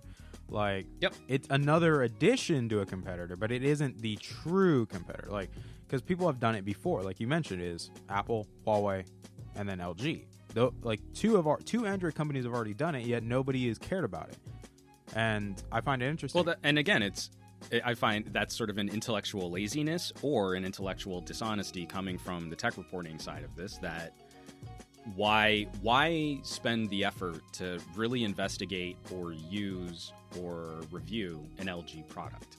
It's less popular. Your stats on YouTube go down. When your stats on YouTube go down, YouTube punishes you for not being as popular. So you're less likely to be recommended.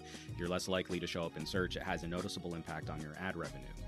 So you don't make an LG review because that's going to be a video for LG fans, and then that won't do as well for your metrics. What you do is you make, here's why you don't buy an LG video, or you do my LG review is really a Galaxy S10 comparison video. And at the end of the video, you declare why you should buy the Galaxy instead. Well, now you have gratified all of the Galaxy fans. They're happier because they made the right, knowledgeable decision in purchasing the phone they did that represents their lifestyle. And you pissed off some LG fans. NBD, there's a lot less of them.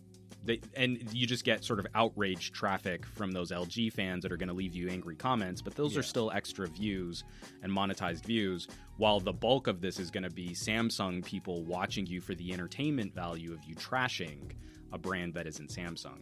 And the reason why I pick on Samsung here more, because I think every company has an issue with the loudest, most obnoxious, tiny percentage of their fan base. There are obnoxious Apple fans. But I find Samsung's culture to be one of the more driven to go out and brigade on other companies' product videos. And I think it's because from the top down, Samsung is really the only company that set a standard of communication in their advertising that it was fun to mock rivals. Yeah, I was actually going to bring that up, where I'd say, like, I'll do a hot take on this one. And I think they kind of promote it a little bit because, like you mentioned, in the ads, like, they do that. Like, it's kind of funny that some people are like, oh, Samsung wouldn't do that. I'm like, well, they kind of pumped out, like, how many ads making fun of Apple and, like, specific things about them. Like, when you have a company, like, poking fun of it and just promoting it, essentially, like, it kind of inclines people to be like, oh, then it must be okay then. Well, I think that filters down. I think it has an influence on the kind of discussion that we see from the tiny minority of the loudest Samsung fans, because the tiniest minority, the minority obnoxious audience of Apple fans will come to one of my videos where I have praise and criticism of Apple products. I'm not a big fan of the 10 and 10S, but I absolutely adore the Apple Watch. I mean, it's so good. It's so frustrating how good the Apple Watch is. But of course, I mean, like, I'll also say, like, oh, and this is something I'd like to see improved, or I really wish Apple would make a watch with a circular face. I think if anyone can figure out UI and design, it should be Apple. I'd love to see a round Apple Watch. And so now the obnoxious members of the Apple community will will be frustrated that I delivered any criticism, and they'll tell me that they're over the haters and that they're over people that criticize Apple. But those people don't show up on my LG videos, and those people don't show up on my Cool Pad review, and those people don't show up in my headphone reviews. And they just found an Apple video, and they disagreed with my criticisms, and they let me know that they don't care about people who criticize Apple, but they cared enough to leave a comment. Yeah. All right, fine, whatever.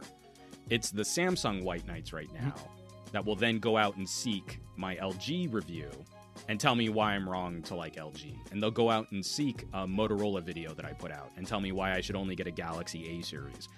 It's the Samsung community that, the obnoxious minority of the Samsung community that are going out of their way to make tech YouTube miserable for everybody else. Yeah, and this is I do believe that has been partially informed from Samsung. Mock your rivals. Yeah. Apple gave up on that with Mac versus PC back in the day, because the PC started to become a more sympathetic character in the showdown between John Hodgson and I can't remember, Justin Long played the Mac.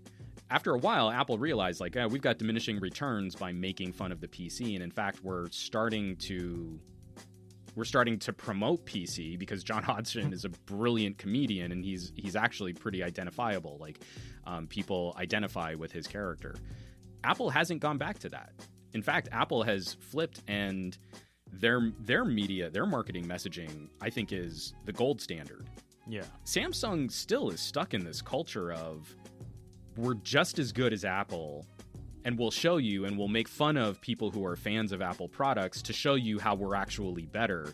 But that's just bullying. Like, yeah. It's lame. It's appealing to sort of a baser instinct where, you know, like, Apple was really late to water resistance. Yeah. Right? It was the iPhone 7. It took us to the iPhone 7 to have any kind of water resistance. But instead of acknowledging that or trying to play it off like it was some kind of mea culpa or we're finally catching up, they came out with one of the most brilliant commercials for a phone of all time. It's the guy in his cluttered garage is getting ready for a bike ride, and you can hear thunderstorm pounding outside, and AC/DC thunder is playing, and the garage door lifts up, and his iPhone is out in a cradle on his handlebars as he knows he's about to get soaked, and he thunder. I get goosebumps thinking about that commercial.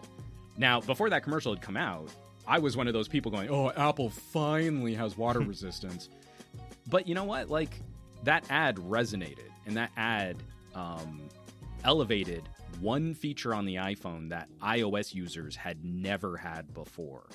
A community of people that were never going to flip to Android devices finally had something that we had all already sort of expected in Android devices, and Apple found a way to make that special. Yeah. Not we were late to the game.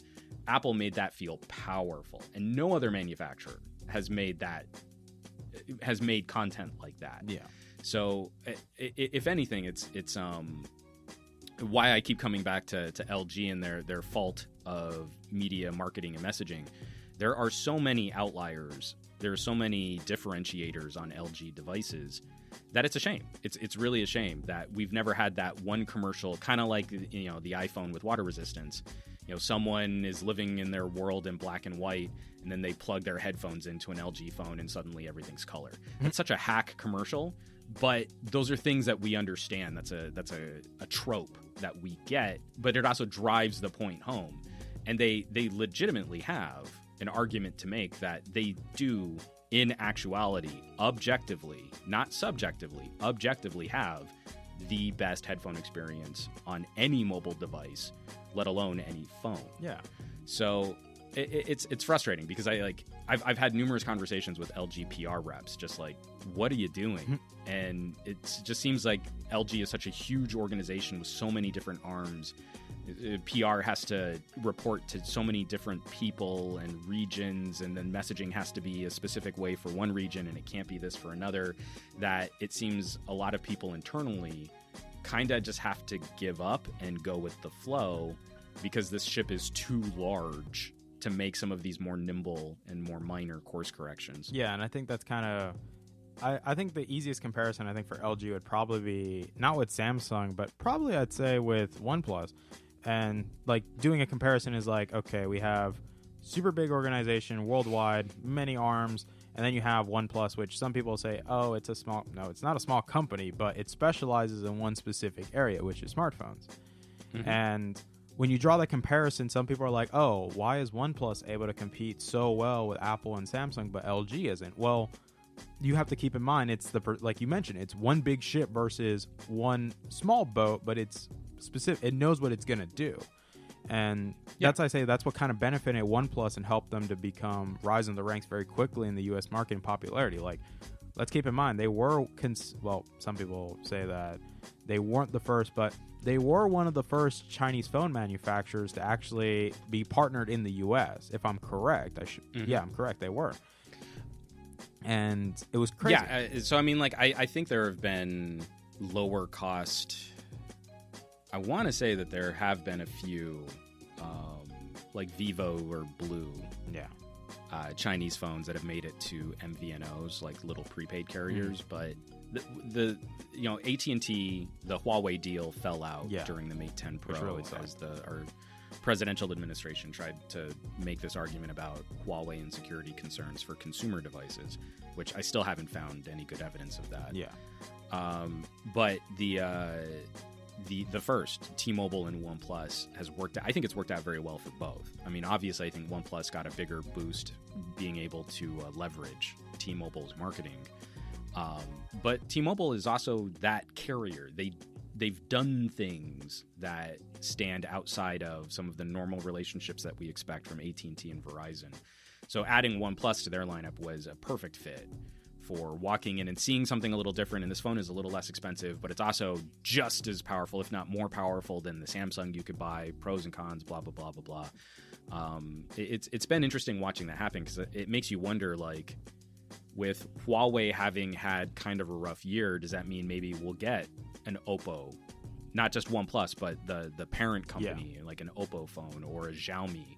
Some of these other really high-quality, lower-cost devices that the rest of the world gets to use, but we've been a little starved for that mid-ranger competition here in the United States. And that's why I said it's kind of interesting, too, because some people kind of make the joke with LG is that their phones shouldn't be fighting with flagship prices, but maybe bring them down a little bit, because if the phones aren't the main revenue point for LG specifically, then why not just lower the price and make them fight in the mid-range but have flagship specs? And I'm like, well, that is true, because it doesn't work that way. Yeah, because it doesn't. Like, that's also like because when you pick up a OnePlus, there are compromises. Sure, you do sacrifice things like display resolution. Now you don't get a headphone jack on a OnePlus. You don't have wireless charging.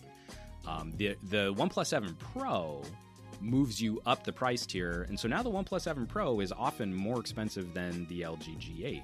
But the LG G8 has phenomenally better camera processing and camera software, especially camera control, has better microphones, has hi-fi DAC, true face unlock. It is rated A10G drop and shock resistant.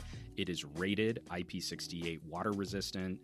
The OnePlus is going to benefit from faster charging and a more fluid display, but it will be a more fragile device, especially because it has moving parts, the periscoping selfie camera. But this is a good fight. Yeah, it's a good fight. At around $700, that's a good fight. Like, you're talking about like a lot of good, I'd say it's basically pros and cons, is like, what are you willing to compromise in?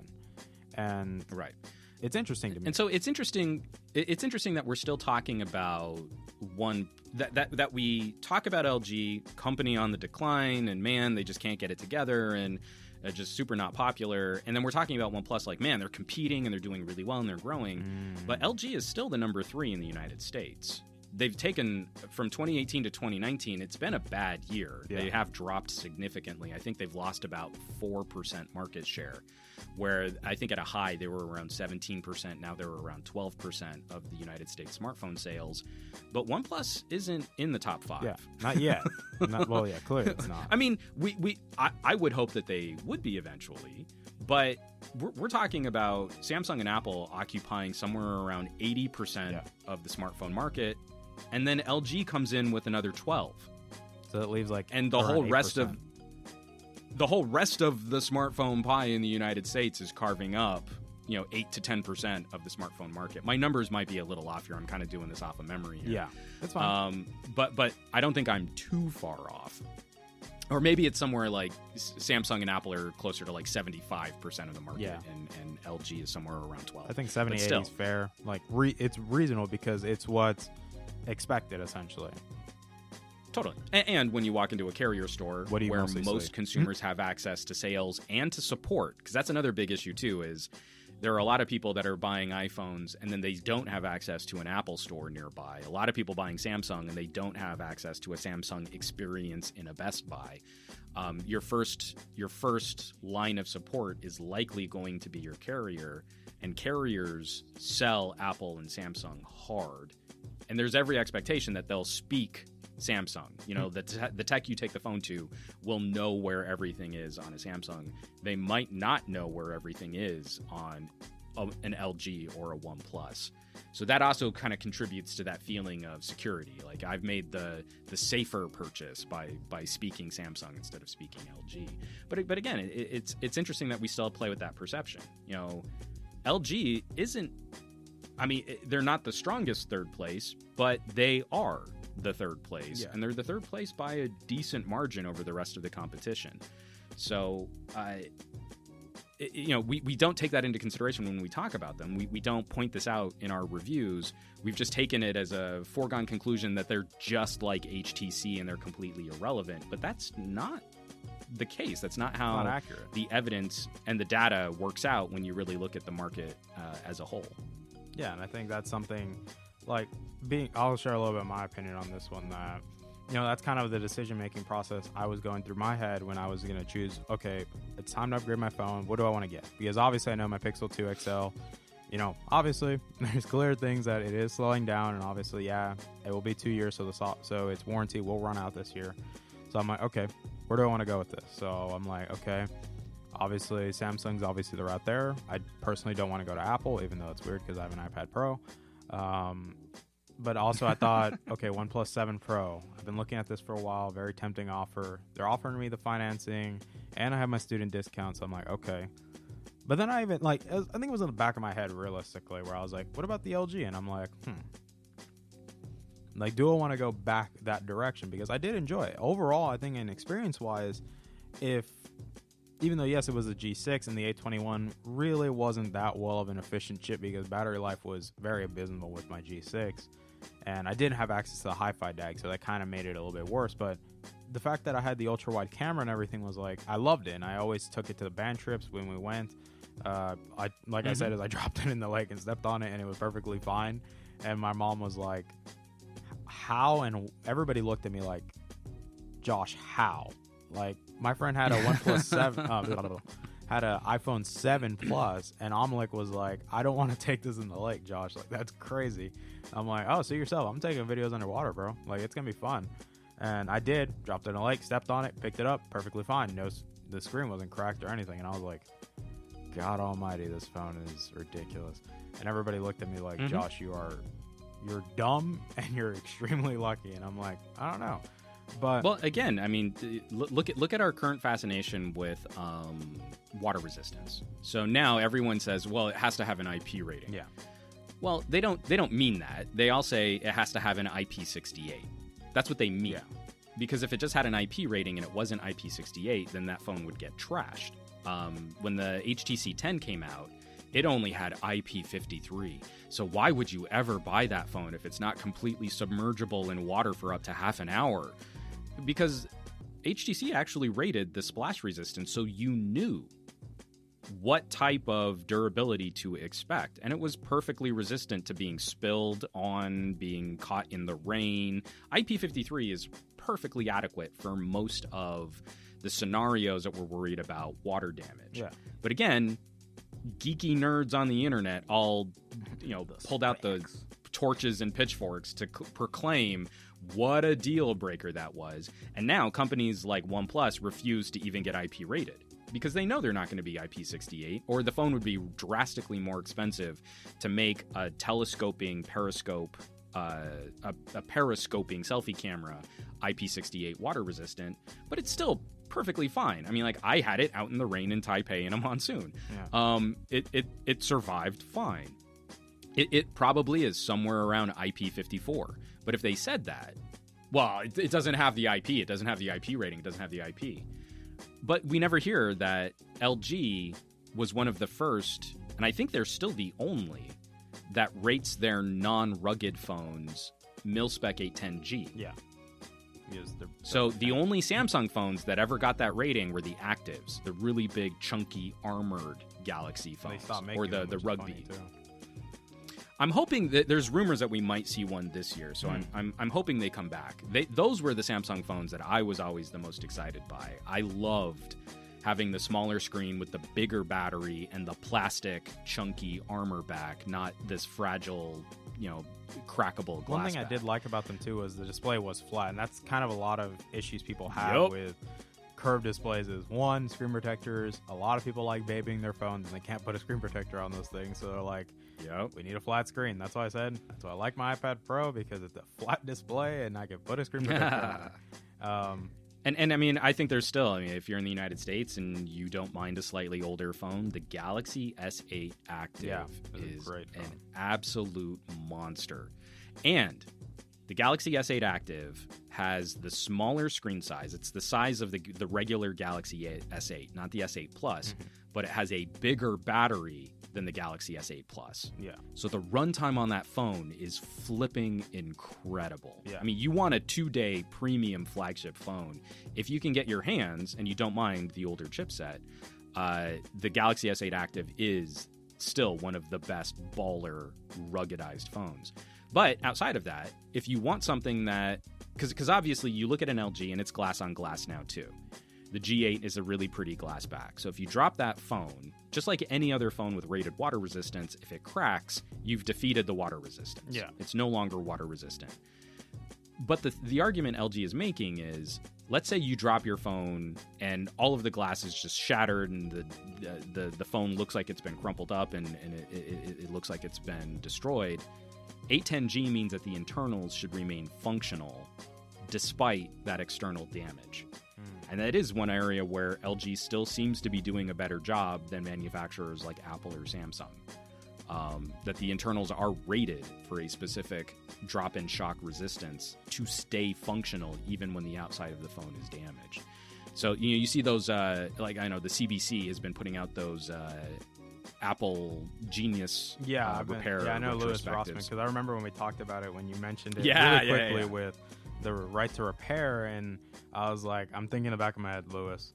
I'm just thinking of Louis right now, because no, totally, he's the one everybody jumps so I mean, we talk about like how difficult it is to get information off of a damaged smartphone. Well, that rating on an LG, it's not that the phone is indestructible or it won't crack if you drop it. It's that you should still be able to get the information off of that device under heavier damage than what you should be able to sustain on a Samsung. So again, that to me would be a consumer talking point that my aunts and uncles would want to know about. Yeah. The iPhone is prettier, but this is glass on glass and this is glass on glass. But this company is saying you should be able to survive more damage before the device is inoperable. But that never really makes its way into the sort of general gadget enthusiast kinds of conversations. Those are perks and those are benefits. There are reasons why you spend more on an LG than complaining, well, why don't LG just give me the exact same phone and make it better than a Samsung and only charge $300 and a half a ham sandwich, and then I would buy it, but I wouldn't really buy it because Samsung is more popular, and if they do that, then they'll just be copying Samsung anyway, so I'll just go with the phone that I know is the real phone and not the copycat because I don't know what really makes LG different. And I'm totally straw manning, but you see those comments a lot if you produce videos on there are a lot of armchair quarterbacks that love to put out this advice. Well, yeah, just give me the exact same phone but make it cheaper. Yeah. What genius capitalistic advice. Why hasn't anyone thought of that? Yeah, great idea. Why hasn't any company thought, you know what, I'll just make a really expensive phone and sell it for less. Genius. It's not really a valuable contribution to the overall discussion. That's why I said it's kind of funny too, because I think especially when we think about like I'd say, like, providing our opinions on where we think LG can probably improve. Obviously, the main talking point is definitely going to be the marketing, but at the same time, that also comes with it. Like you mentioned it before, is like if LG was to spend like an entire year, just like 1 year refining, everybody would start complaining. And I feel like that happens either way. Like whether you try to do something that's beneficial for the long run or for the short term, everybody's going to complain regardless. And I think what's happening nowadays is a lot of companies are playing more towards the short term, essentially, because we're essentially, people say, oh, I want to future-proof something. And I know a lot of people talk about this in PC specifically, but I'm like, it's even weirder when you think about a PC or even phones, and because it correlates very similarly. I'd say phones and your PCs are going to be outdated in less than 6 months anyways.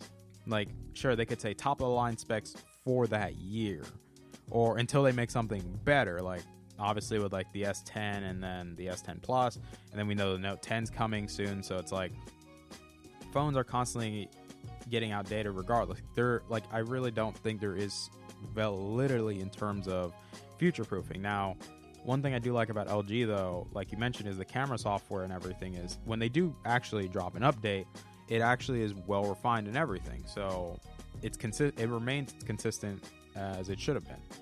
And obviously, like I think you had a V. I don't know if you had a V20 still lying around. Like it still worked. Like it still worked. It's right there within arm's reach. I have it right there. If I had a camera on, I'd hold it up so that you could see it.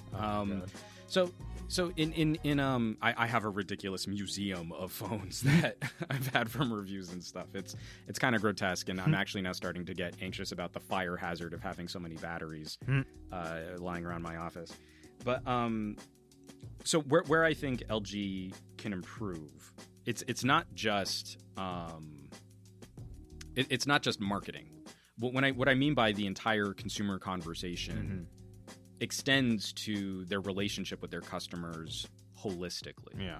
So walking away from the advertising after the phone launches is disastrous for finding new customers. But they don't do the best job of maintaining that relationship over time. And I think that's what people really, the emotion of that, they really latched onto with the boot loop situation, where LG's first instinct was to try and, they tried to quiet it down for longer than they should have. When it started to reach that tipping point of this being a serious problem with the phone, they should have been more proactive in their outreach. Especially for a company that doesn't have brick and mortar stores like Apple. Yeah. That continued relationship with the customer is, I think, one of their biggest stumbling blocks. When they're communicating with customers, then when an update takes longer, there's an expectation that they're working on a quality update. The most recent update, the V40 OS update, the Pi update, is great. It took a long time to get there, but it's a very good software. The recent patch on the G8 is great. It just kind of refined a little of the jankiness around the UI, got us up to our current security patch details. Everything that we would have expected to see in an update like that, I think LG did a terrific job on. But because they just go radio silent, we don't know what they're doing, and it feels like they've abandoned their consumer base. And then when consumers have problems, they don't feel like LG is a company they can turn to. Not like Samsung, because Samsung had my back when my phone was exploding. But when Samsung does these kinds of things, we try to excuse it. So like if you had a Galaxy Note 9 and you really liked what Samsung was doing with the camera software, their newest update for the Galaxy Note 9 stripped out a lot of the pro and manual modes on that camera. It made the camera less functional. It didn't make the camera better, but it made it prettier. It made the software a little sleeker, but it removed a significant amount of functionality. So, I mean, like, yeah, you got your updates a little bit faster on a Samsung. Not a lot faster, a little bit faster. But you removed a significant amount of functionality on a $1,000 phone, and that's never happened on an LG. It's not like LG has ever put out a phone and then said, oh, you know what? We're going to turn off the quad DAC. I know you really liked this feature on the phone, but our research shows that not a lot of people are listening on cabled headphones anymore, so we're just going to disable it. You would see riots in the street, all 10 LG owners in your community like storming LG PR with megaphones and obnoxious protest signs. But on Samsung, we just go, oh, well, yeah, like no one uses manual mode. So why would you care about having better control over your camera to produce higher quality content on a phone they advertised as having a professional grade camera? Yeah. Why would that be something you care about? But again, it's all that perception. Samsung can go out there and have this kind of ongoing conversation with their consumers and sort of assuage their fears and tell them that they know what's best, and people will kind of follow them along because there's a lot of trust there. LG doesn't have any of this kind of built-in communication or community. That's the other thing, like why OnePlus, I think, has the better perception, even though their sales don't really match what we see on LG. The OnePlus community is super passionate, and the OnePlus PR team does an amazing job of interacting with those people. There's a problem on a OnePlus phone, they are in the forums, they are commenting, they are sharing experiences, and they're talking about how to fix those situations on future software updates. There are security issues, there are camera issues, there are performance issues, ghost screen touches on the OnePlus 7 Pro. Yeah. OnePlus has not shied away from any of the controversy, and they've taken every step to embrace the discussion around those controversies so they drive the narrative of their phone. LG kind of lets top YouTubers dictate what the tone of the discussion is going to be, and then that's what informs every other smaller YouTube content creator. When you've got a channel with like 2 million subs out there, and or more actually, I mean, we're talking like 8 to 10 million sub range for a lot of these big top channels now. It's well, I decided that I don't like the LG phone, and you should just buy a Samsung. And if I make a video about an LG phone after that creator has, I just have sycophants from that other channel telling me, oh, well, so-and-so said this was garbage. So-and-so said this doesn't work. So-and-so said this is a gimmick. And you're like, yeah, but he didn't really use it. He had the phone for a week with pre-release software, and he's never going to go back to it, and he's never going to talk about it again, and he's never going to include it in a comparison.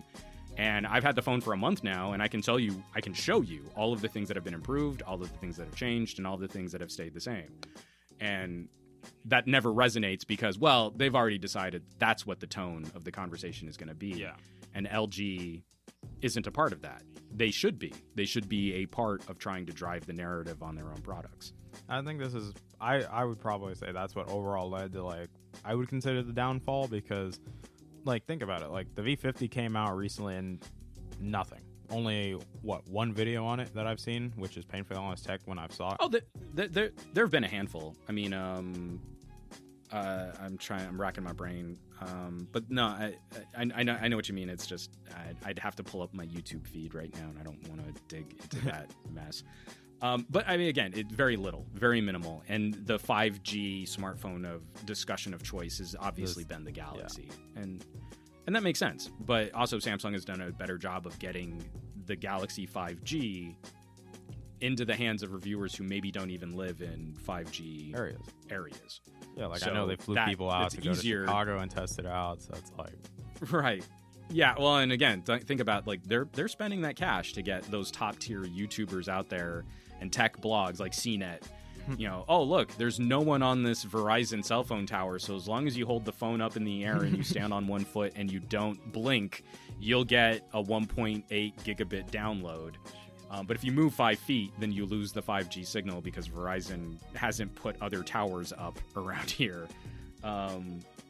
So yeah, that looks really impressive and that looks really sexy, and it's going to be Samsung phones in the shots, in the blog posts and the photos and the videos.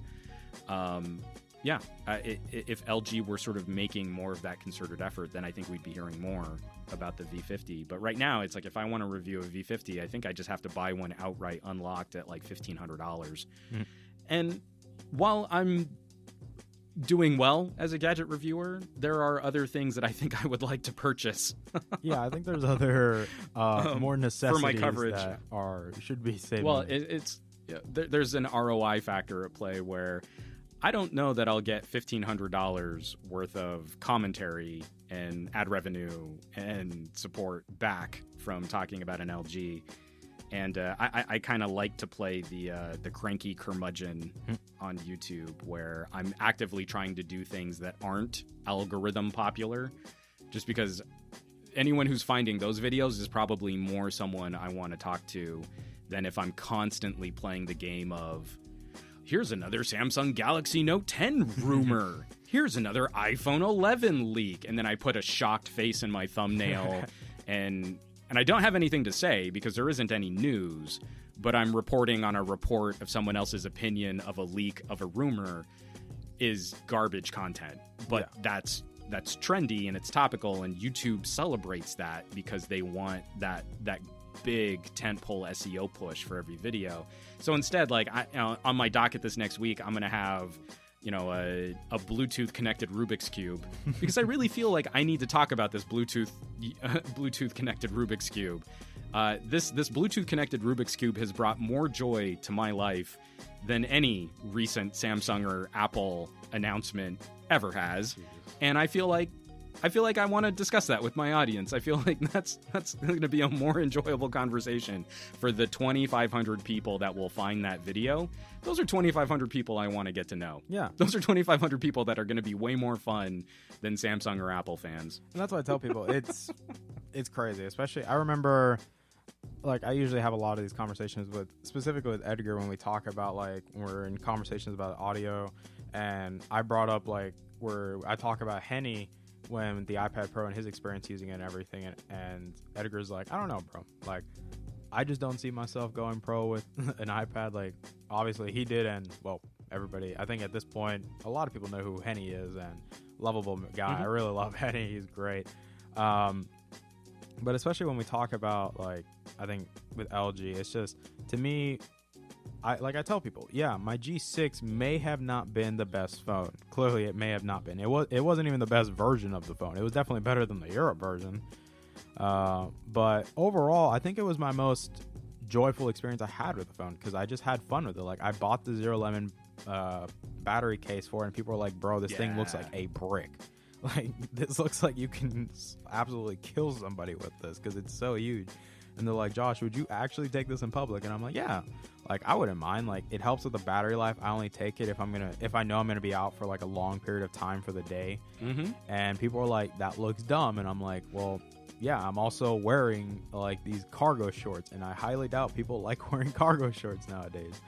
Well, everybody looks at me, they're like, Josh, you're weird for wearing cargo shorts. But I'm like, I don't know, I like them. They have a lot of pockets, and I like having pockets on me. So, but it's always that's why I said is I never like calling LG phones niche phones, because to me, they're not niches. They excel in the areas that they're good at for a reason.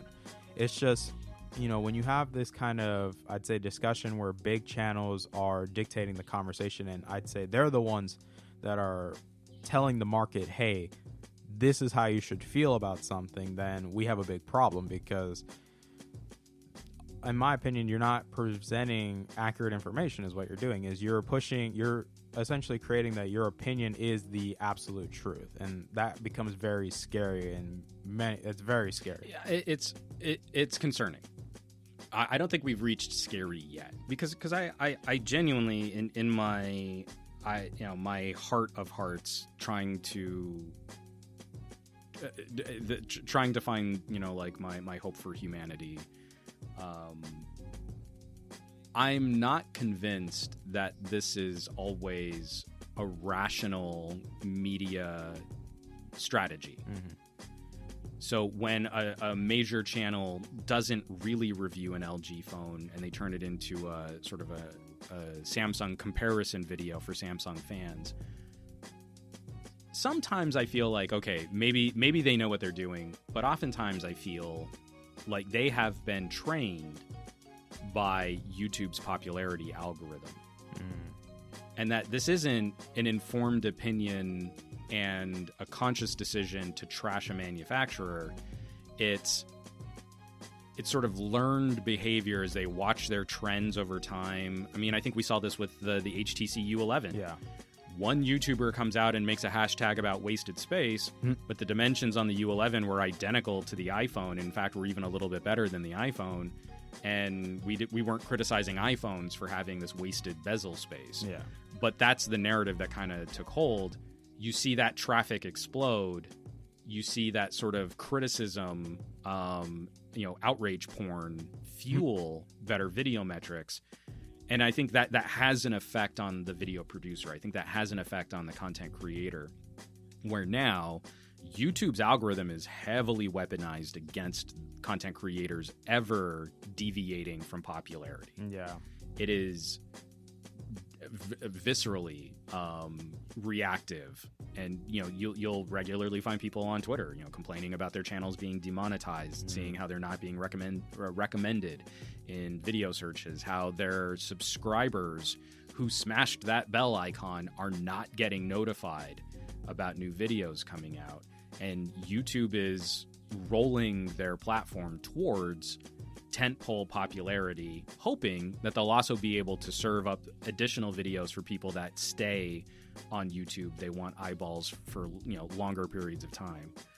I feel like a lot of this has been taught, that this is how you tackle gadget review commentary, or just discourse in general. Like I said, food channels, politics, gadgets and electronics, car channels especially. There's sort of an accepted zeitgeist, YouTube, echo chambers, whatever the zeitgeist is, and then anything else is sort of chaff. Anything else becomes fodder or disposable. And that's also why we see this existential crisis. I think a lot of people are looking at what other opportunities they have to reach an audience, to build a community, to join a conversation.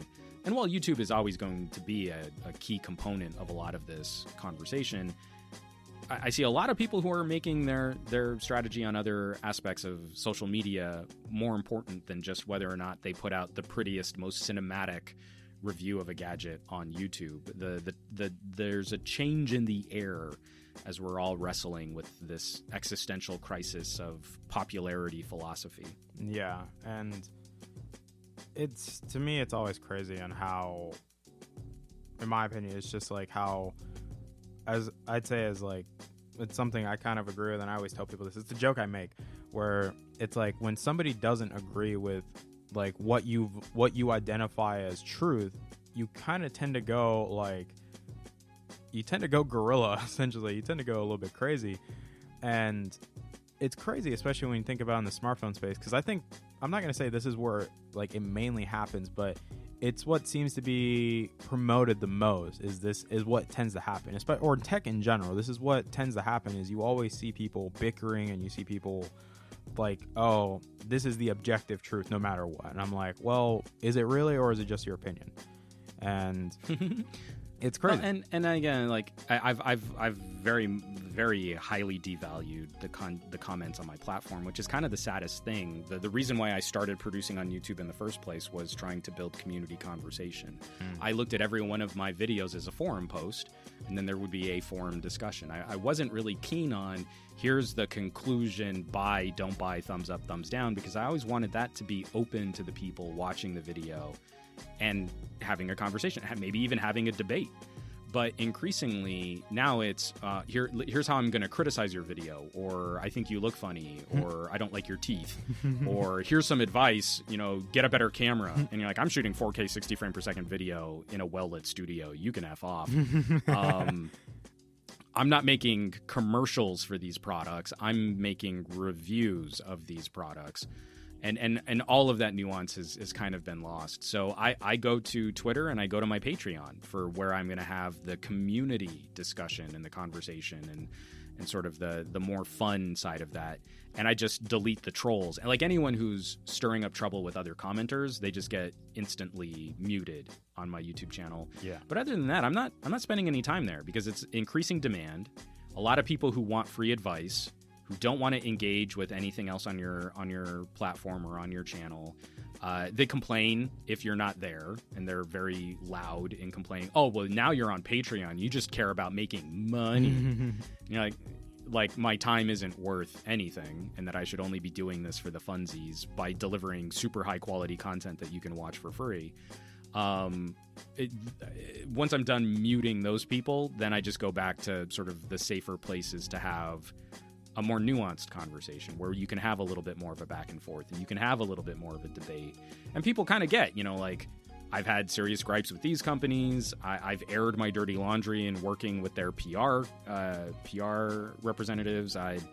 I've had better interactions with these companies. That's why I'm sort of friendlier in tone. I have higher expectations over here. I have lower expectations over there. And that those audiences understand that. It's impossible now to kind of get that message across on YouTube. So as it pertains to like tech commentary on YouTube, the one thing that I would ask people as they watch some of these videos and they're looking at this content, here's how I like to assess a gadget. I like to look at the price tier that a gadget was originally launched in, not whether or not you jumped through hoops or you did a BOGO or you did a carrier deal or you got one on sale. What did the company assess the value of their product at? The MSRP, that is the tier that the company is probably going to make most of their money selling that gadget at. And then I like to look at what are the claims of the manufacturer. Did the gadget live up to those claims? And can you find a demographic who would be a good fit for that gadget? It's not about worth it, not worth it. What phone is better than another phone? What gadget's better than another gadget? Is this product actually living up to the manufacturer's claims? Is this product a good fit for someone you might know in your circle of family and friends? And if that's the case, then I think you're on the road to what would ostensibly be a positive review. From there, I mean, you can look at the expectations. When you've got a market leader like a Samsung or a market leader like an Apple, why are we more inclined to give them passes on some of these gimmicks or ridiculous experiments or more expensive products? Why aren't we holding them to a higher standard on the price tag that they're claiming their product is worth? While they're also making the grandest claims about things like, multimedia and camera performance. There are so many shooting situations where my $400 Pixel 3a shamed my Galaxy kind of S10. concerning. Like, realistically, I mean, it's just concerning. Yeah, as a consumer, if you spent a lot of money because you were worried about getting a mediocre camera, it's very likely that you overbought and still ended up with not the best camera. So it's those types of things. Like, as you're watching your next gadget review, be it on my channel or on someone else's, I would say try and grade according to that. Did they actually judge the product by the manufacturer's claims, or are they only judging the product against a different product appealing to a different consumer because that product was more popular? And if that's the case, then I don't think you're dealing with sort of an intellectually honest reviewer. I think you're dealing with someone who has been improperly informed by the YouTube algorithm to make videos that are popular for a community of people that are already serviced. And you're not going to get good competition out of that. You're not going to get good commentary out of that. You're not going to have a healthy discussion out of that. You're always going to have someone who will move the goalposts for a popular company and will always viscerally punish a less popular company. Yeah, and that's why I also said, like, something I kept in the back of my head is when I was looking at stuff for like the OnePlus 7 Pro, I found it interesting. Your video popped up and I listened to it and I'm like, yeah, like that's what I'm saying is I need to be careful that I don't go down this route of trying to create an echo chamber for myself and just solidify, I made the best overall purchase and nobody can change my mind. Like, no, I need to be mindful. Yeah, there's some areas you will compromise in. Like, obviously, I won't have the water and dust resistance, the IP rating like I had on my Pixel 2. The camera will not be as good as my Pixel 2. Yes, in terms of power and everything and what I prefer to use my phone for, yes, I do benefit. Obviously, as I mentioned, I don't do most of my audio work on my phone. All my audio work is either done on my rig or I do it on my iPad because it just has, obviously it's going to have a little bit more juice, but it just makes it easier for me to do my work with this bigger display, essentially. And that's why I tell people, like... Totally. And the OnePlus 7 Pro, I think, is a great sort of a tangent or a great sort of corollary to talking about a company like LG, because I think LG offers up a tremendous experience, and I think OnePlus offers up a tremendous experience, and the people that would do well with those phones are completely different consumers. Yeah, clearly. Radically different consumers. And when you're looking at a OnePlus 7 Pro, and why my OnePlus 7 Pro is still getting a lot of action, is because it's probably the best pocket computer on the market today. Doesn't it run like an overclocked A55? Like, oh, no. It's not the A55 Plus, and it's not overclocked, but the thermal chamber that they use, they did actually include a heat pipe so that you can get more heat out of the phone more efficiently. So it just never throttles. And they also got rid of the coils for the charging as well. Like, so they put them all in the brick, so it makes it a lot easier to stay cool. So and charge disgustingly fast. I mean, I think it doesn't ruin the battery. You can top off that battery ridiculously fast, and the phone only gets kind of a little bit warm. It's not running hot like an iPhone on an iPad charger. It's the charging brick gets scary hot, but your phone stays a lot cooler. Makes your phone last a little bit longer overall in terms of battery. So when we look at that, the reason why I'm excited about a OnePlus in my collection right now is I'm fairly confident that they'll have a good track record for software support. Phones from 3 years ago are still being updated from OnePlus because they don't have a huge number of phones to support. Their software is very lean and it's very efficient, so the device stays feeling faster longer. And once we get this upgrade to Android Q, I think this will be, if we do get a good desktop mode, I am still hoping that this happens. There's not a guarantee that we'll get it in Android Q, but you plug your phone into a display and then the phone powers a Windows-style desktop experience. You can go and get a $699 OnePlus 7 Pro. You can get a $300 laptop dock. And I'm pretty confident that combination at $1,000 will outperform most $1,000 laptops using similar services. So you start looking at, like, do I really want to buy a phone, which is a stupid, powerful computing device, and a tablet, which is a separate operating system, stupid, powerful computing device, and have some kind of home computer, which is, like a desktop or a laptop or something like that? Or can I get rid of the tablet and run a laptop off of my phone and still achieve the same quality of work that I would have been able to do with a tablet? That $300 laptop dock is not, an inconsequential purchase, but it's half the price of an iPad Pro, and you don't have to mess with a wholly separate operating system. All of your stuff that lives on the phone immediately transfers to a laptop-style work environment. The dock then also charges your phone. You don't have to mess with a separate LTE connection if you want an LTE-connected laptop. The phone is still the brain and the radio and the communications gear. You don't have to worry about, will my headphones work if I unplug them from my laptop and I don't have the dongle to plug them into my phone? Like, everything actually gets easier when we cut one whole computer out of our workflow, and we can make the phone more flexible at handling other types of work. And the power's been there for a couple years. Yeah. I mean, anything on a Snapdragon 835 or higher, you've had so much more horsepower than you've really been able to tap into. Yeah. And now I think we'll finally be able to start realizing that. And again, that was a long-winded way of saying the OnePlus 7 Pro becomes the computing platform that I'm most interested in testing. And LG is the multimedia platform that I find the most satisfying. The BlackBerry is still far and away the best communications platform that I've ever used. And Apple, I think, is made the best argument for the most locked in, but also the most consumer accessible ecosystem of products with all of their various services like iMessage and iCloud. So again, like, all of those people that might be interested in those products individually, none of them are ever the same person. Yeah. They're always different people. So to try and act like, the Galaxy's the best is it's a statement without any qualifiers or qualifications or ways to provide evidence. Like, there's no way to verify a statement like that. There's no way to verify that with any manufacturer, but increasingly it's Samsung white knights that kind of make our lives more difficult by parading around because they've got the most popular phone. Yeah, and I think that pretty much uses up pretty much all the time we have left. But is there, like, any final thoughts or takes that you have on this? Or? Well, more than anything else, I think it's just a question of consumers and media literacy.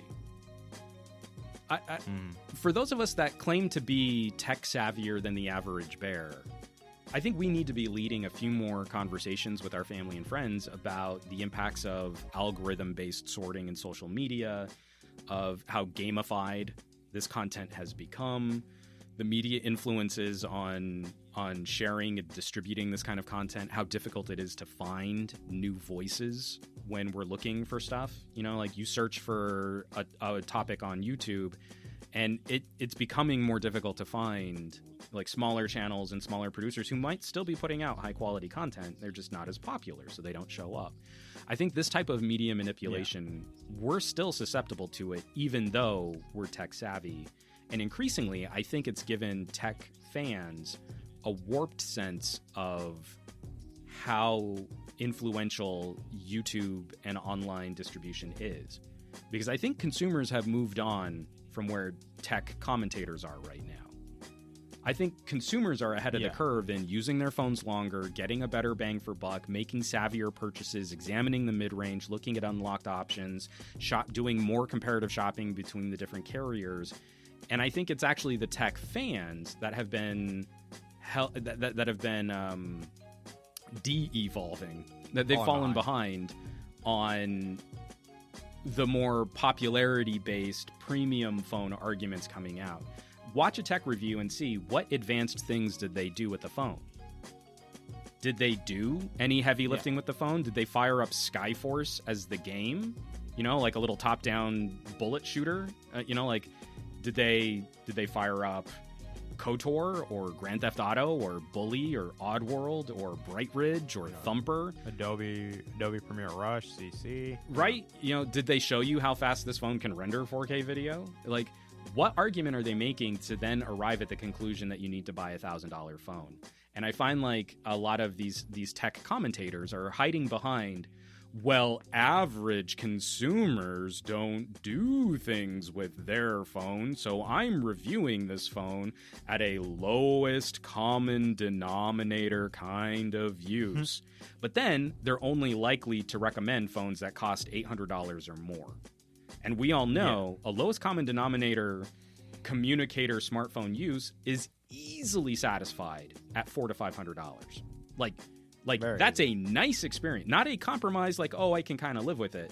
It's a nice experience at $400 to $500. Same thing, like last year's flagship is more than capable at fulfilling your use if that's really the type of use that you're going to engage with. So increasingly, I would hope that people listening to conversations like these are probably already ahead of the curve. I mean, someone who's following your podcast is likely already a little bit more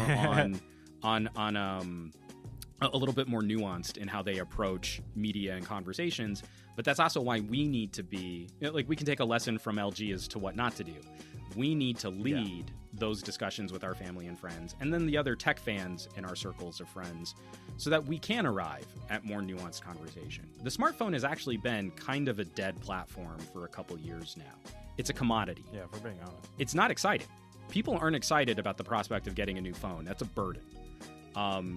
We need to be looking at what comes next. What's next in the post-smartphone world? What is the future of data and services and interactions? How do we stay connected, but then also disrupt our human flesh lives less? How do we improve our health? How do we improve our psychology? How can we address some of the negative aspects of this always connected world, down to screens, audio, people walking around with AirPods? You know, you're probably doing damage to your hearing that will never be recovered, and you'll need hearing aids sooner than if you were listening on headphones that better created a seal or blocked out noise from your environment. If we're not addressing these concerns, then what are techies for? If we're not if we're not the tip of the spear for those conversations, then what good are we? And we're just fanboys and sycophants. And so if we don't get out there and try and shake this up, then we never get our future. We never get the future. We only get a slightly tinier, little bit better version of what we have today. And those companies will gladly charge us way more for the same experience that we've had over the last 3 years. Yeah, and I think overall consumers, we've just been buying a lie, essentially, is what I always view it as. Just we're being sold the same thing, just minor upgrades. And obviously the main thing everybody jokes about is the iPhone, but even Android's they do the same thing. Like, if you look at specifically the OnePlus 6T and the difference between the 6T and I'd say with the 7 Pro, there clearly is a big difference, but yeah. Well, I mean, not necessarily a lie, but I think our expectations haven't our expectations haven't kept pace with the reality of what this industry actually represents. And that's a bummer, because I want this stuff to be better, and I want this stuff to be more inclusive, not just an average consumer experience.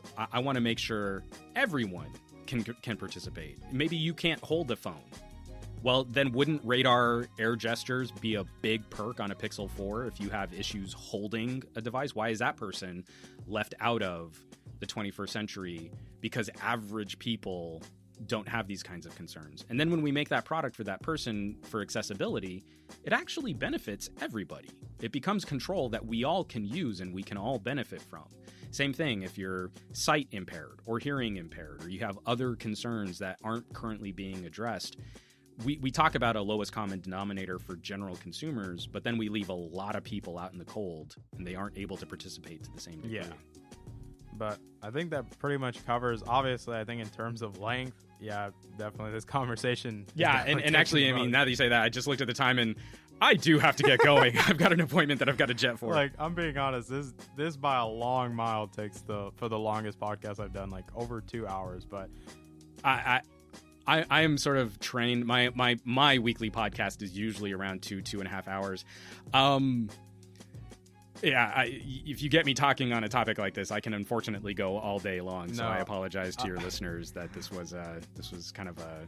I wouldn't say you need to apologize. A marathon, not a sprint. To be honest, this has been a great conversation. For me, it's been phenomenal because I get to have a conversation like this with somebody I would consider that's more knowledgeable than me, and at least helping me, like, essentially guide me through the process a little bit more myself too. But I'm very humble that you came on my show. I greatly appreciate this opportunity, and obviously for my listeners, I hope you guys enjoyed this episode, because clearly this was a very long episode but very informative, and I hope you guys, I'd say, walk away with a better understanding of not just the topic that we talked about with LG, but we managed to wrap in a lot more juicy information that I hope you guys take away and learn from, and not just, I'd say, ignore, but take away, digest it, and break it down yourselves. And I hope you guys learned something, because especially like somebody like me, I learned a lot from this. But I don't know, what were you gonna say? Oh no, I kind of chuckled. Sorry, I was moving away from the mic and this ended. I didn't mean to get you off the floor. It's all right, but I greatly appreciate this one. I appreciate the opportunity, and I hope you guys enjoy. I'll see you guys on Friday, because obviously we've already voted on what we're talking about on Friday. But I hope you guys enjoy. Thank you guys so much for your time. I love you guys to death. Have yourselves a wonderful week, and I'll see you guys Friday. Bye, guys.